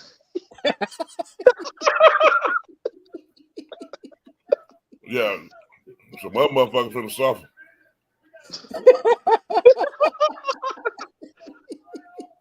You know what you gotta suffer for the sins of your father. Oh, damn! Say, coach, he got time to pull a mattress on their ass. Hey, you know what, B-Raj, you know what I was thinking about when we lost. I was on the field. I couldn't even really focus on the emotion of it. I was looking at them kids. Them kids had never lost a playoff game. You know what I'm saying? Like, wow. I didn't process that until I saw that reaction. I'm talking about the Cameron kid who's a freshman, sophomore.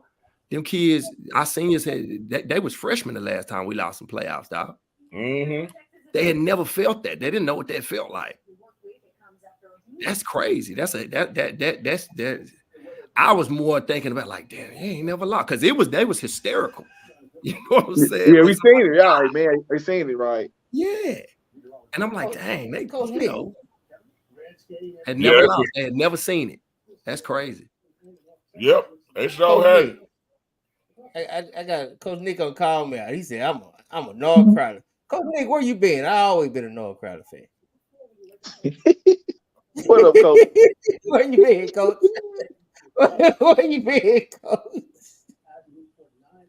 I've always been a North Crowley fan ever since they got there. So that ain't nothing new right there, Coach. But I'm just saying, Coach. All I'm saying, I wasn't reporting no breaking news. I wasn't doing none of that. A little birdie just told me y'all politely declined smoke. Hey, man. That's all I'm saying. You know who benefit from these games, J Mac? Like you got to look at the two teams playing. Like y'all said, Horn. How does it benefit SOC to play Horn? And I'm asking y'all. No, I think because that's a 6A school. Yeah, they're 6A school. It's 500 6A schools. How does it benefit SOC to play that one school? That's the question y'all always do. I think it's a good matchup. They got a bunch of elite athletes, and y'all have a bunch of good athletes in a good program. I think it'll be a good matchup. What's the goal, though? You know what I'm saying? Like, it got to be some kind of goal. Well, I think it benefits them more than it benefits y'all. I'm asking, how does it benefit us, B-Rise? I feel you. Because I'm saying, you know, I know most of the Horn staff and all of that, but I'm asking, how does that benefit us? Where does it improve South Oak Cliff football in the direction that we publicly say we're trying to go? So when you think about a lot of these matchups, when we look at how we schedule people that win their division. You know what I'm saying? Like, historically, the last 3 years, 2 cycles, that's the team we've played. Y'all both brought up a team that didn't make the playoffs. That don't even fit our MO. That ain't knocking them. I'm saying, how does that help us with what we do? Like Carter be like, man, Todd, I'm telling y'all need to play Carter. How does that help us with what we do? The only person says that is Will Carter. We don't say that. Well, I'm using Horn because you brought up Horn. Well, no, but Horn is a good fit. They didn't make playoffs last year, but they are a good team. They have some good competitive games with Rockwall. Do we play good competitive teams? That's what we do? I mean, I'm asking, D-Rod, what do we do? They fit it. Our formula ain't changed. Do we play a team that we feel like is just good and competitive? But why wouldn't you play a team like Horn? But they got talent, though. I'm saying, like, they match y'all. I mean, with players, you know, they got more players. I mean, they're 6A school, of course, but I mean, that'll be a good game, though. It ain't about good games. We target the top consistently. That's what we do. We target the top. So, you see what I'm saying? Like, look at who we play. That ain't gonna change. We ain't trying to play a good game. There's a lot of people we could do that with. Okay, look at the schedule last year. Look at last year's schedule. State champion, state champion, state champion, 4th round, 581. State champion. That's what I'm saying. So, yeah, I mean, I feel y'all because y'all know the people on both sides. We know each other. You see some recruits, but they don't necessarily fit how we have scheduled. Right. And I think it's just, me and Nick ain't never had the conversation, but I look at it the same way. Like I just read what he said. You talking about Cedar Hill, who just went to the 4th round, who played 2 champions, right? And you talking about it was Rockwall, South Lake, so forth and so on. The scheduling issue was more on North Crowley side. North Crowley side was lacking games. So when you saying somebody ducking, look at what they scheduled. They scheduled South Lake, Rockwall, Arlington Martin. That was already scheduled for them. And who was I think that's the 3, right? Right. Yeah. So I'm saying that if you're not playing North Crowley, but you playing them 3 teams, is it ducking or is you? Yeah. I mean, North Crowley need the game. North Crowley finna amp their schedule up because they went through that. Okay, it's a different level. They leveled up. You know what I'm saying? So now North Crowley, they looking for that top tier competition. But that's why North Crowley probably ain't trying to play Horn. B-Rise. You see what I'm saying? I guess they ain't trying to play Horn for the same reason. That ain't no knock on Horn. They're at a point where it's like, now we done seen who we got to prepare for. So we need to find competition that's like it. You may can't simulate it, but you need to find it. Right. I think they That's also why play you don't Eastern play Western One. CVL. Huh? Wait, I think they all okay, play Ward. like Okay, Yeah, that's what I'm saying. You trying Who to is? find that fun, okay, you know, you okay. trying to find that game. Let me go What I'm back. All saying right. is, don't put it Okay, on us. And y'all ain't putting it on them. God damn it. Go okay, ahead. No, no, okay. I just put it out there. I wasn't making no Yeah, you're right. accusations. So, hey, man, Nick, I wasn't making no accusations, man. Oh, I was talking I about was just saying.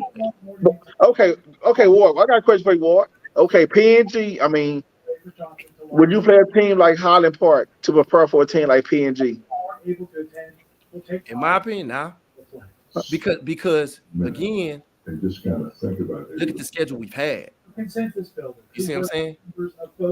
Like that don't it don't you schedule above them. Does that make sense? Right. We not trying to simulate one game. No, you schedule above them, and then you still got to take care of business. That's the thing of it. Because if nobody, people can debate it, but if you put PNG with our preseason schedule, you know what I'm saying? Right. So you don't go down like that, in my opinion. And that ain't down. That mean they won a state championship. They beat No, us. I know what I'm saying. I was just thinking like I guess for even in the playoffs, like them third, fourth, fifth round teams, they all kind of look alike in a sense, Yeah. That's why I was like, and you look in the last 3 years, we 17-1 against that style. You see what I'm saying? Now how we schedule, we ain't blowing them. We ain't 17-1 against our schedule, our preseason schedule. No. Well, But it's I a guess purpose for that. We'll see. When did all this come out? In March or in February? Which February. Yeah, we're gonna release out on Valentine's Day. We'll get down to the bottom of it. I just want to see. I do want to see more because I don't even know if I believe in the whole we schedule these tough because Alito don't hardly ever play nobody preseason. Man, you can't say that. They played They played Guyer in Paris. That was just this past 2 years. The before that, go look and see who they play. They played Azal and I mean, they played Lake Travis when Lake Travis was on that win state 4 years in a row thing with Jonathan Gray. They were getting their ass kicked. Come on, J Man. How long ago was that? You see what I'm saying? But I'm saying Come on, J Man. They do have a tough I'm saying J Mac, they've done it. Like I'm saying, it ain't like they got a history of never playing. I'm just saying they ain't out playing. They ain't trying to play no Duncanville, DeSoto, or none of them. That's all I'm saying. I mean, but you gotta realize too though, when you start talking about Duncanville, DeSoto, they really don't be trying to play them teams like them neither. Well, do we? How we know? I don't know. I'm saying they really don't. I mean, like you gotta look at it. Alito is the Duncanville of 5A. Right. It is like it's up there. So you talking about somebody playing at the top? Well, all they got to do, they make. Why would Duncanville not want to play Alito? I'm not saying they wouldn't want to play. I'm saying they may don't benefit Alito. Well, I just said they don't worry about that. That's why I was saying I don't know if the whole scheduling thing really plays too much into it because teams like these don't play like a lot of hard games. Like hell, North Shore don't play nobody during preseason. But time out. Right around they they do play people during preseason, dog. They don't play nobody great. J-Mac, like the goddamn Alito, you gotta realize Alito has mastered something over the last 15 to 20 years. Nobody has mastered in the history of Texas. So they got a formula for what they do. I mean, you can't knock their formula. Ain't got to be to play Duncanville, DeSoto, and such and such. We're in a community where. Well, that's the whole point. That's what I'm saying. I'm just saying I don't think. Though. In our community damn near rewards the Ghetto Bowl over the state championship. They have historically for sure. Yeah. So what I'm saying, in our community, is more at stake for playing each other because it touches a whole bunch of different areas. But out there, it's really okay if they beat Duncanville, DeSoto, or vice versa. Like, what it matter? Or nothing. Here, it's a tad bit different with us. playing them caliber teams because the vicinity of the schools, how connected each school is with each other. Hell, like you look at Abe Cooper, I guess he's the goddamn team preaching for DeSoto. Hell, he graduated from SOC. You know what I'm saying? I remember him when he hooped for SOC. And used to be in the Rally Boys, I think, the rap group. I agree with you, Mitchell Ward. A good coach should go 3 rounds. It ain't that I disagree. hard. I disagree 100%. I think Responding to him. I disagree. I'm gonna say, and I'm gonna tell you why, J Mac. Okay, you just did. Okay. Look at the people who are at that got to do with programs, resources, where you get to. There are good coaches at programs that ain't necessarily that type of program with that type of support or talent base or whatever. Like, look at people like Mathis, Todd Dodge, so forth and so on. What did they do before they got to the desired program? Mathis was 5-5 at Austin LBJ before he got to DeSoto. Todd Dodge was at 3 jobs before he got to Southlake, and he never was better than 6-4.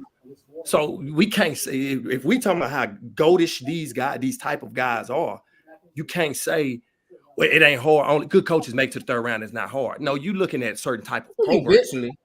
You don't think after they put a program together that making it to the 3rd round is because we've already said I don't think so.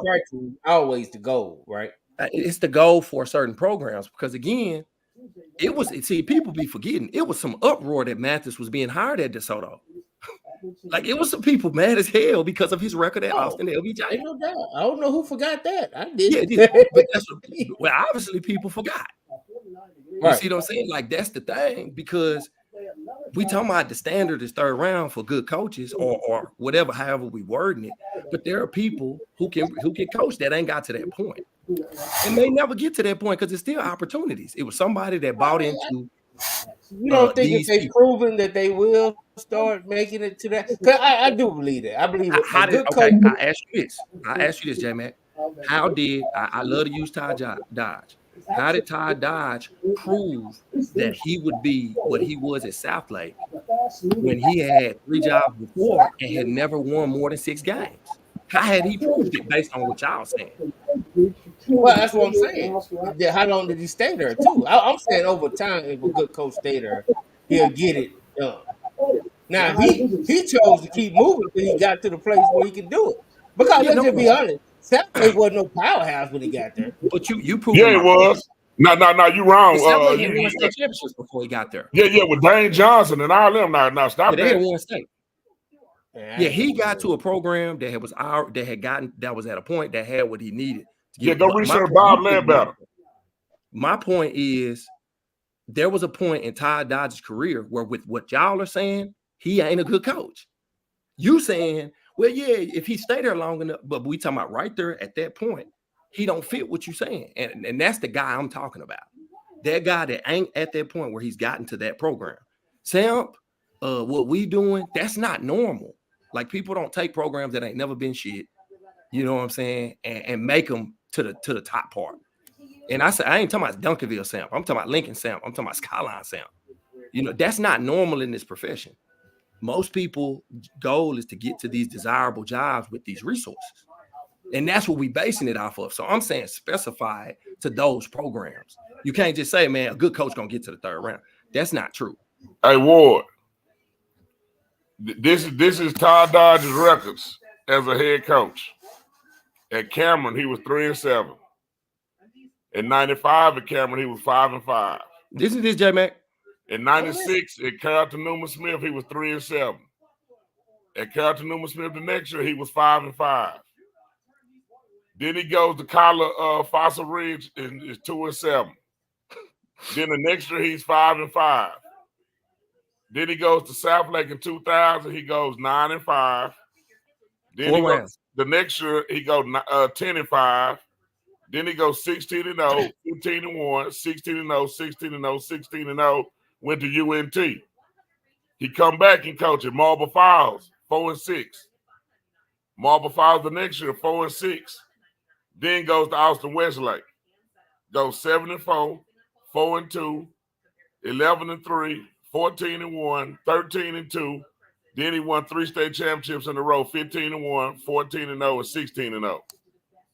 So I'm saying take in his maybe 20 years as a head coach, J-Mac, and But he didn't Ward. stay at them other programs long. Yeah, That's but what I'm saying is, J-Mac, what did he do at those programs? He never would. I was wrong. I said 6 games.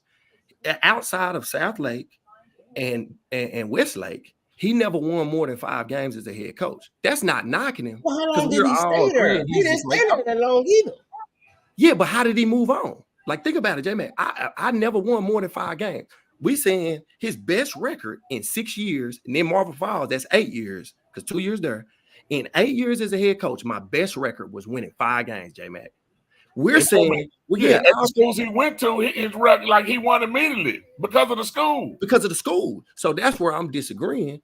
I'm not saying it's not partially true, but when you make a statement like that, you really focus it on people in certain types of programs and situations. That's not a complete truth across the board, because you could use these guys and you could look at their records before they got to the desired program. And before that, you talking about 5 wins, 6 wins, J-Mac, at best. So with 8 years of Todd Dodge's career, it didn't fit. It didn't. Yeah, he had to. But like I said, that was 4 different programs. And J-Mac, South Lake Carroll had won 3 state championships before Todd Dodge got there. That's the point, Ward. That's the point. You said there are certain programs that have athletes. If you get the right coach around the right athletes, they will win. I'm telling you, what you're saying is a blanket statement that actually fits. Like, yes, you talking about specific programs. You agreeing with me, but saying you disagree. That's what I'm saying. You can't apply that across the board, because there are some people that's good coaches in programs that don't have that, like the guys we talking about. And before they got into that program, they don't fit what you're saying, but they're good coaches. Now, they may be able to sell themselves and get some better opportunities to get into those programs. That's what I mean. That's where I disagree. I agree. If you talk about a program that got what they need around certain types of athletes and certain type of support and so forth and so on, yeah, I agree. But I can't just say good coaches going to get to the 3rd round. That's easy. That's not true, because them guys didn't do it. The good coaches you name, if you put a list in the chat of good coaches, we can research what they did before they got where they at. Take out Todd, take out Samples. Show me. J-Mac, you know I'm a fact-based person. Show me somebody that was doing that consistently before they got to the program with the guys. We are learning new information about the time leading up. Okay. I mean, and Westlake had been phenomenal, like, for a long time. They didn't win a bunch of state championships, but them motherfuckers had a bunch of 1-loss seasons. That's not true. PNG doesn't have more athletes than the average DISD school. Y'all say athletes talking about skill spots. Them cats got 4 or 5 Division I linemen on the O-line and D-line and quarterback.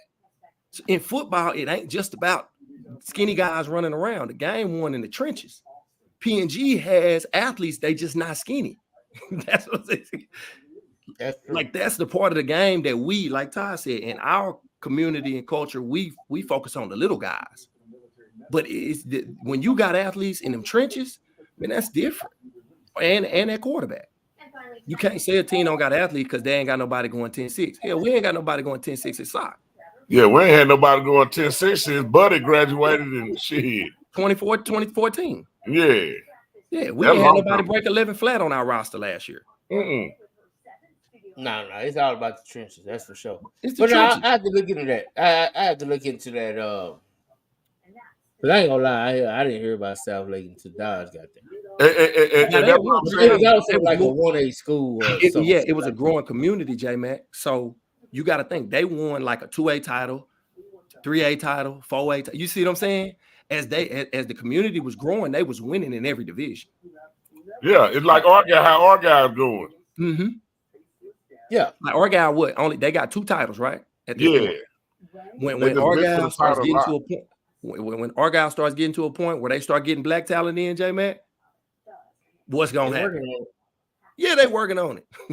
They working on it. I know that for sure. They working on it. Yeah, Joe McGuire following that list too. Buford. Yeah, Joe McGuire. Yeah, for sure. Because Joe McGuire was at Cedar Hill at the perfect time too. Yeah, he caught it right at when it was he caught it right at the perfect time. Kind of like Forney. You see what I'm saying, J-Mac? Yeah. Yeah, kind of like Forney. But you still got to coach them kids. For So I sure. won't No, take away that all- ain't discrediting nobody. It man, Yeah. winning in sports, especially football, is timing.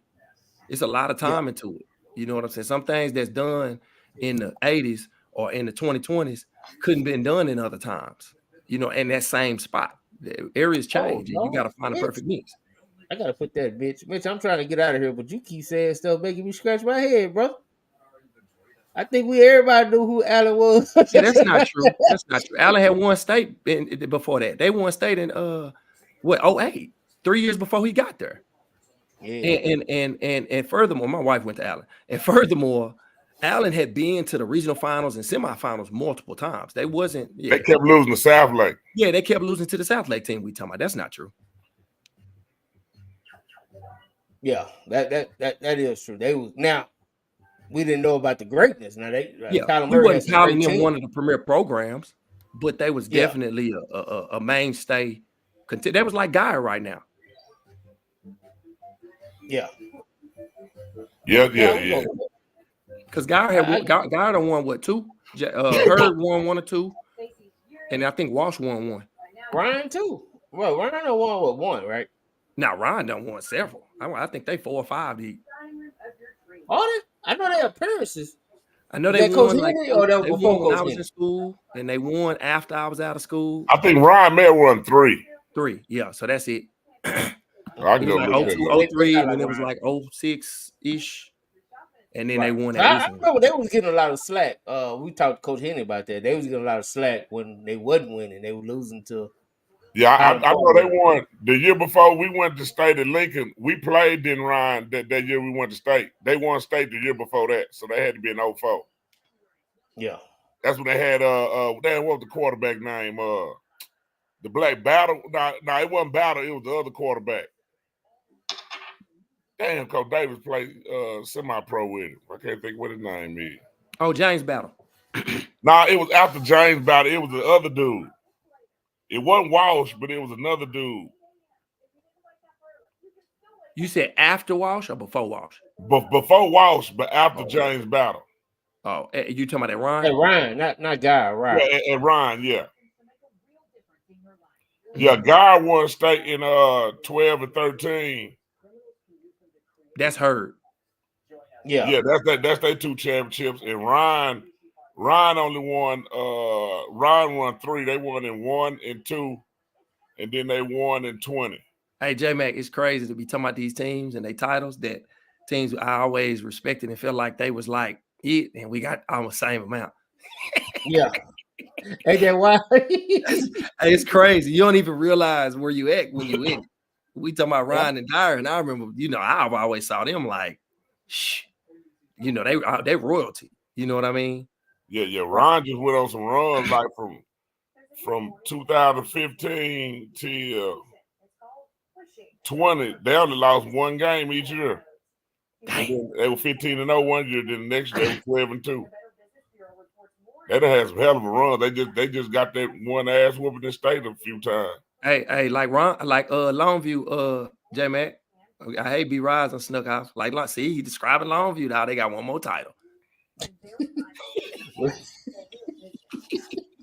and the crazy thing too is J-Mac, that when y'all be talking about Longview, they on their runs, they lost their titles to probably the greatest run in it is the greatest run in Texas high school football history. Because Lake Travis won 5 in a fucking row. Oh, yeah, they did. They kept going up against them. You're right. And they lost back-to-back years to them. Then they came back to the semifinals the next year, and the punt got blocked, and then that was J.W. Walsh them, and J.W. Walsh them scored, and then they went and lost to Sabalo Steel in the state championship game. Yeah, next week. That was a good ass game. I remember that. Yeah, that was one of SMU. Mm-hmm. Todd, they said Justin Willis. That's his name. Yeah, Justin Willis. Yeah, I saw him. Yep, I remember that name. Yeah, he was cold. Yeah, he was cold. Yeah, but J-Mac, we do. Yeah, damn, J-Mac, we had 3. We've been on motherfuckers' ass. Hey, man, y'all was doing it, man. They didn't want it, man. They couldn't stand to have a whole Black Saturday like that, man. It was just too much. We wasn't ready for that as a country. Yeah, because if we'd got that 3, that'd have tied Cedar Hill right there. Yeah, we weren't ready. They were like, you might get it, but you ain't gonna get it 3 in a row. You got to hold on. Hey, we gonna make this family affair thing. We gonna go on and get. We gonna go and have a good story. We gotta have something to write about. We can't write about you 3 Negroes again. Hey, damn, we missed that 3. If we'd have got that 3 though, like I wondered then, like who, like how that shit get talked about then. I ain't gonna lie, I was shocked. As much as y'all know, I support y'all. I was shocked because I thought this was gonna be the year you probably didn't make it because I felt like it's gonna be hard to stop y'all next year, in my opinion. If y'all continue to do what you're doing, I think the team next year is gonna be really, really, really good. So I figured if it that way last year. Yeah, that team too, right? I agree. I thought last year's team was the team that y'all was gonna beat the 6A schools with. I thought so early, but then once we won last year, I felt comfortable this year. We just got to get to the playoffs and we'll be all right. Like we didn't get to the playoffs, no injury. Because I was like, turns out like that. Yeah, the same road of people. And shout out to P&G, man. I was shocked, but they was, and Coach Ward, you told me that they are a lot better in the trenches than people realize. And I don't think a lot of people realize. People talking about them cats ain't got no athletes. They just looking at skill spots. Yeah, they trenches. They trenches are as good as most people you'll play in 6A ball, and I'm talking about 4th, 5th state championship game teams. No, they cat that as Lions. And that sophomore quarterback is real.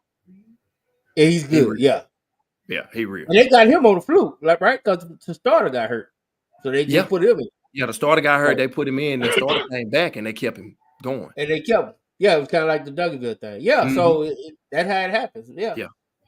But yeah, no, they were really good in the trenches, man. So it is what it is. But Sock gonna be back. We'll get that 3. We're gonna get that 3. You get to keep the 2-time stuff one more again, Coach. He say his chain's still good for a year. Yeah, my chain is good for a year. I gonna have to drop out for a bigger, better one for next year. You can hold off a year. That's all. But you know what I like about it though, on the real though, J Mac, cause ain't nothing like when you make a dog realize he's really hungry again. Mm-hmm. See, now we get to take the program back. You watch Rocket, J Mac. You know I'm a Rocket man. I love me some Rocket. You remember that scene where Apollo took Rocket to that gym where all them black people working out? Yeah. See, that we finna take it back to now. Hey, cause them last goddamn 7 minutes, they're gonna be on my damn tombstone too. Oh, I already know. That's what people don't understand. Like, and I know it's been a lot. The Twitter world been hopping every time you say something. They own you, but it's all good. Like you say, they got hopefully y'all gonna line it up again. But y'all both got to take care of business. Yeah, nah. It's a long way from even getting to that part, but nah. We fit. Shit, that man, it's on. Like, oh, I know what you got. Because people don't realize how hard it is really to get there. Like you get on the bus 6 times, in each round, but you don't know if that's that bus last time leaving out. You know what I'm saying? So hey, I tell everybody, 16 weeks is crazy. People don't really understand, like, even for the smaller classifications, the 2A, and they probably got it worse because they play in the middle of the week and they probably travel longer to play games and stuff like that. So 15 weeks is crazy. It's long, man. And that when people talking about Duncanville, I think when they done been 5 out of the last 6 state championships. Yeah, they were 15 weeks to the one they did make. Yeah. So. That's what I'm talking about. Like that's years. Yeah. Like that's a lot of weeks, a lot of football. That's the beginning of August to December, dog. Every month. to late this mid to late December. Yeah, for 6 years straight. It's crazy. That was a football season. That was the NFL up until this past couple years. That was 16 the NFL. games, yeah. That's more than the college. Hey, the two teams in the national championship won't play 6 games. No, they won't play 16. You're right. Yeah. That's what I'm saying. Like, people don't realize how long that is. And hey, it's a benefit to it too. You see them young cats that's still practicing. You see light bulbs come on during the playoffs. You know what I'm saying? Right. Whether they scout team guys, you them extra practices matter moving forward for cats for later.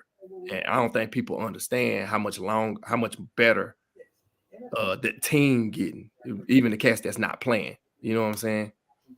You getting 6 extra weeks compared to somebody who getting 10 or 11. Yeah. Like it's been a lot of football, like over these last 3 years, man. Like that's been, and you got to realize the year before that was the COVID year, so we lost in December that year too. Remember, state championship game was in January. I forgot about that. Yeah, because the year started late. Yeah, like dang, that's the year before. Yeah, that's crazy. Yeah, like it's been a lot of football, and especially when you think about so much football being played between schools so close in proximity too.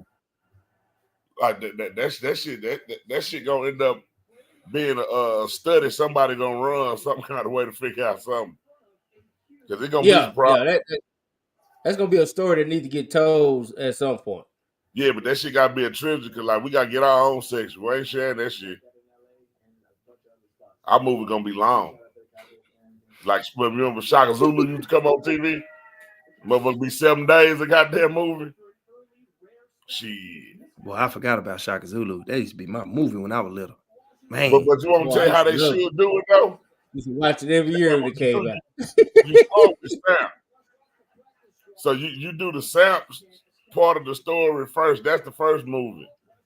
And then within the Samp movie, then you get, different people may come into that movie. Carter got to have a spot in Samp's part.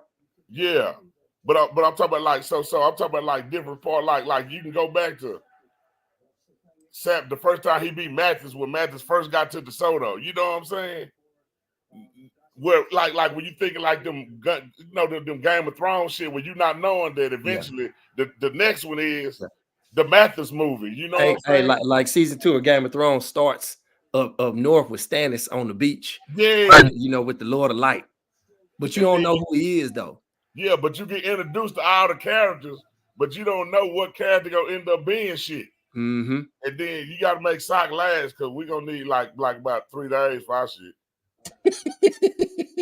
You ain't lying. You ain't lying. I think the simple story probably will be, well, unless you follow samples. But if it's Duncanville, it won't be that long. But if you follow samples, it's gonna be kind of long. But you gotta go sample all the way back to Lincoln, Madison, and all that. So now you really can't. To me, if you started the story on the winning, it start from. You got to start at the moment he went to Lincoln. Yeah. You go from the moment he went to Lincoln, and then get that little back behind the story. Then you go on, and move on to the state champion. Now you go to the Highland Park, get that out the 4th round, get that little like. Really get MT your little light when the Hillcrest number 1 in the state. They beat Hillcrest in the first round of the playoff. MT tore his knee. Bam, you go to the state championship year, and then that shit just gonna start spreading. Because then in 2 years, that's a Mathis coming to the picture when he got DeSoto. Yeah. So that shit gonna be a nice movie though. Hey, it's gonna be great. We gotta find somebody to do it. We don't want it to be on Tubi, so we need somebody with money. Yeah. You gotta wait, man. The problem is we be trying to rush it. You can't rush it. You gotta let the dynasty fall, man. They didn't write about Rome till long after it was gone. It ain't gonna be right. These 30 for 30s ain't no good if it's still going. Yeah. You gotta wait. You may not be around to see it, but the whole story gotta be told. And that can't happen when it's still going on. Everybody want to see themselves. Nah. Yeah. Yeah, you're right. I need Denzel Washington's great grandson to play me. Yeah, I don't know who. That's a great grandson. He I ain't need a told us great where grandson you to play me. I'm gonna be 80 in the theater. They gonna have, you they you know who will play a good coach trailer? They gonna be coming rappers playing all y'all. Hey, Rock would play a good coach Rock. trailer. You know, Charles Dutton. Well, is he still alive, man? Yeah. Man, I didn't know he was still alive. Yeah, it'd be his little grandson be playing Big Mike.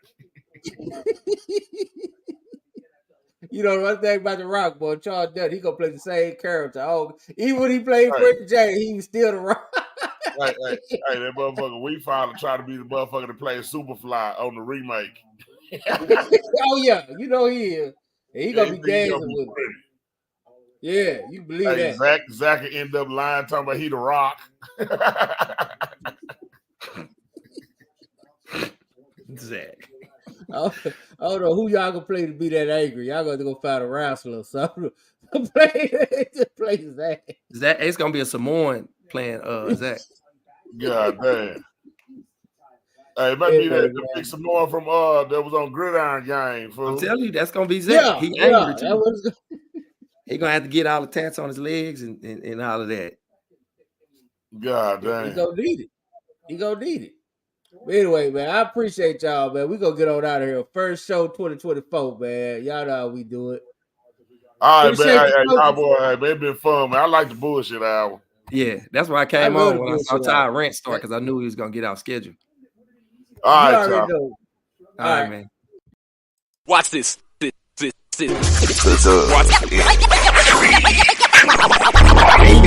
Football talk is a big hit. Sunday nights to Wednesday nights, we striking a match cause we lit. Y'all know the name, we call it the Dub. On Friday nights, it feel like a club. Getting that VIP treatment on the sideline, they showing us love. Great interviews, go hugs, putting in work, go good. Texas youth and high school talking to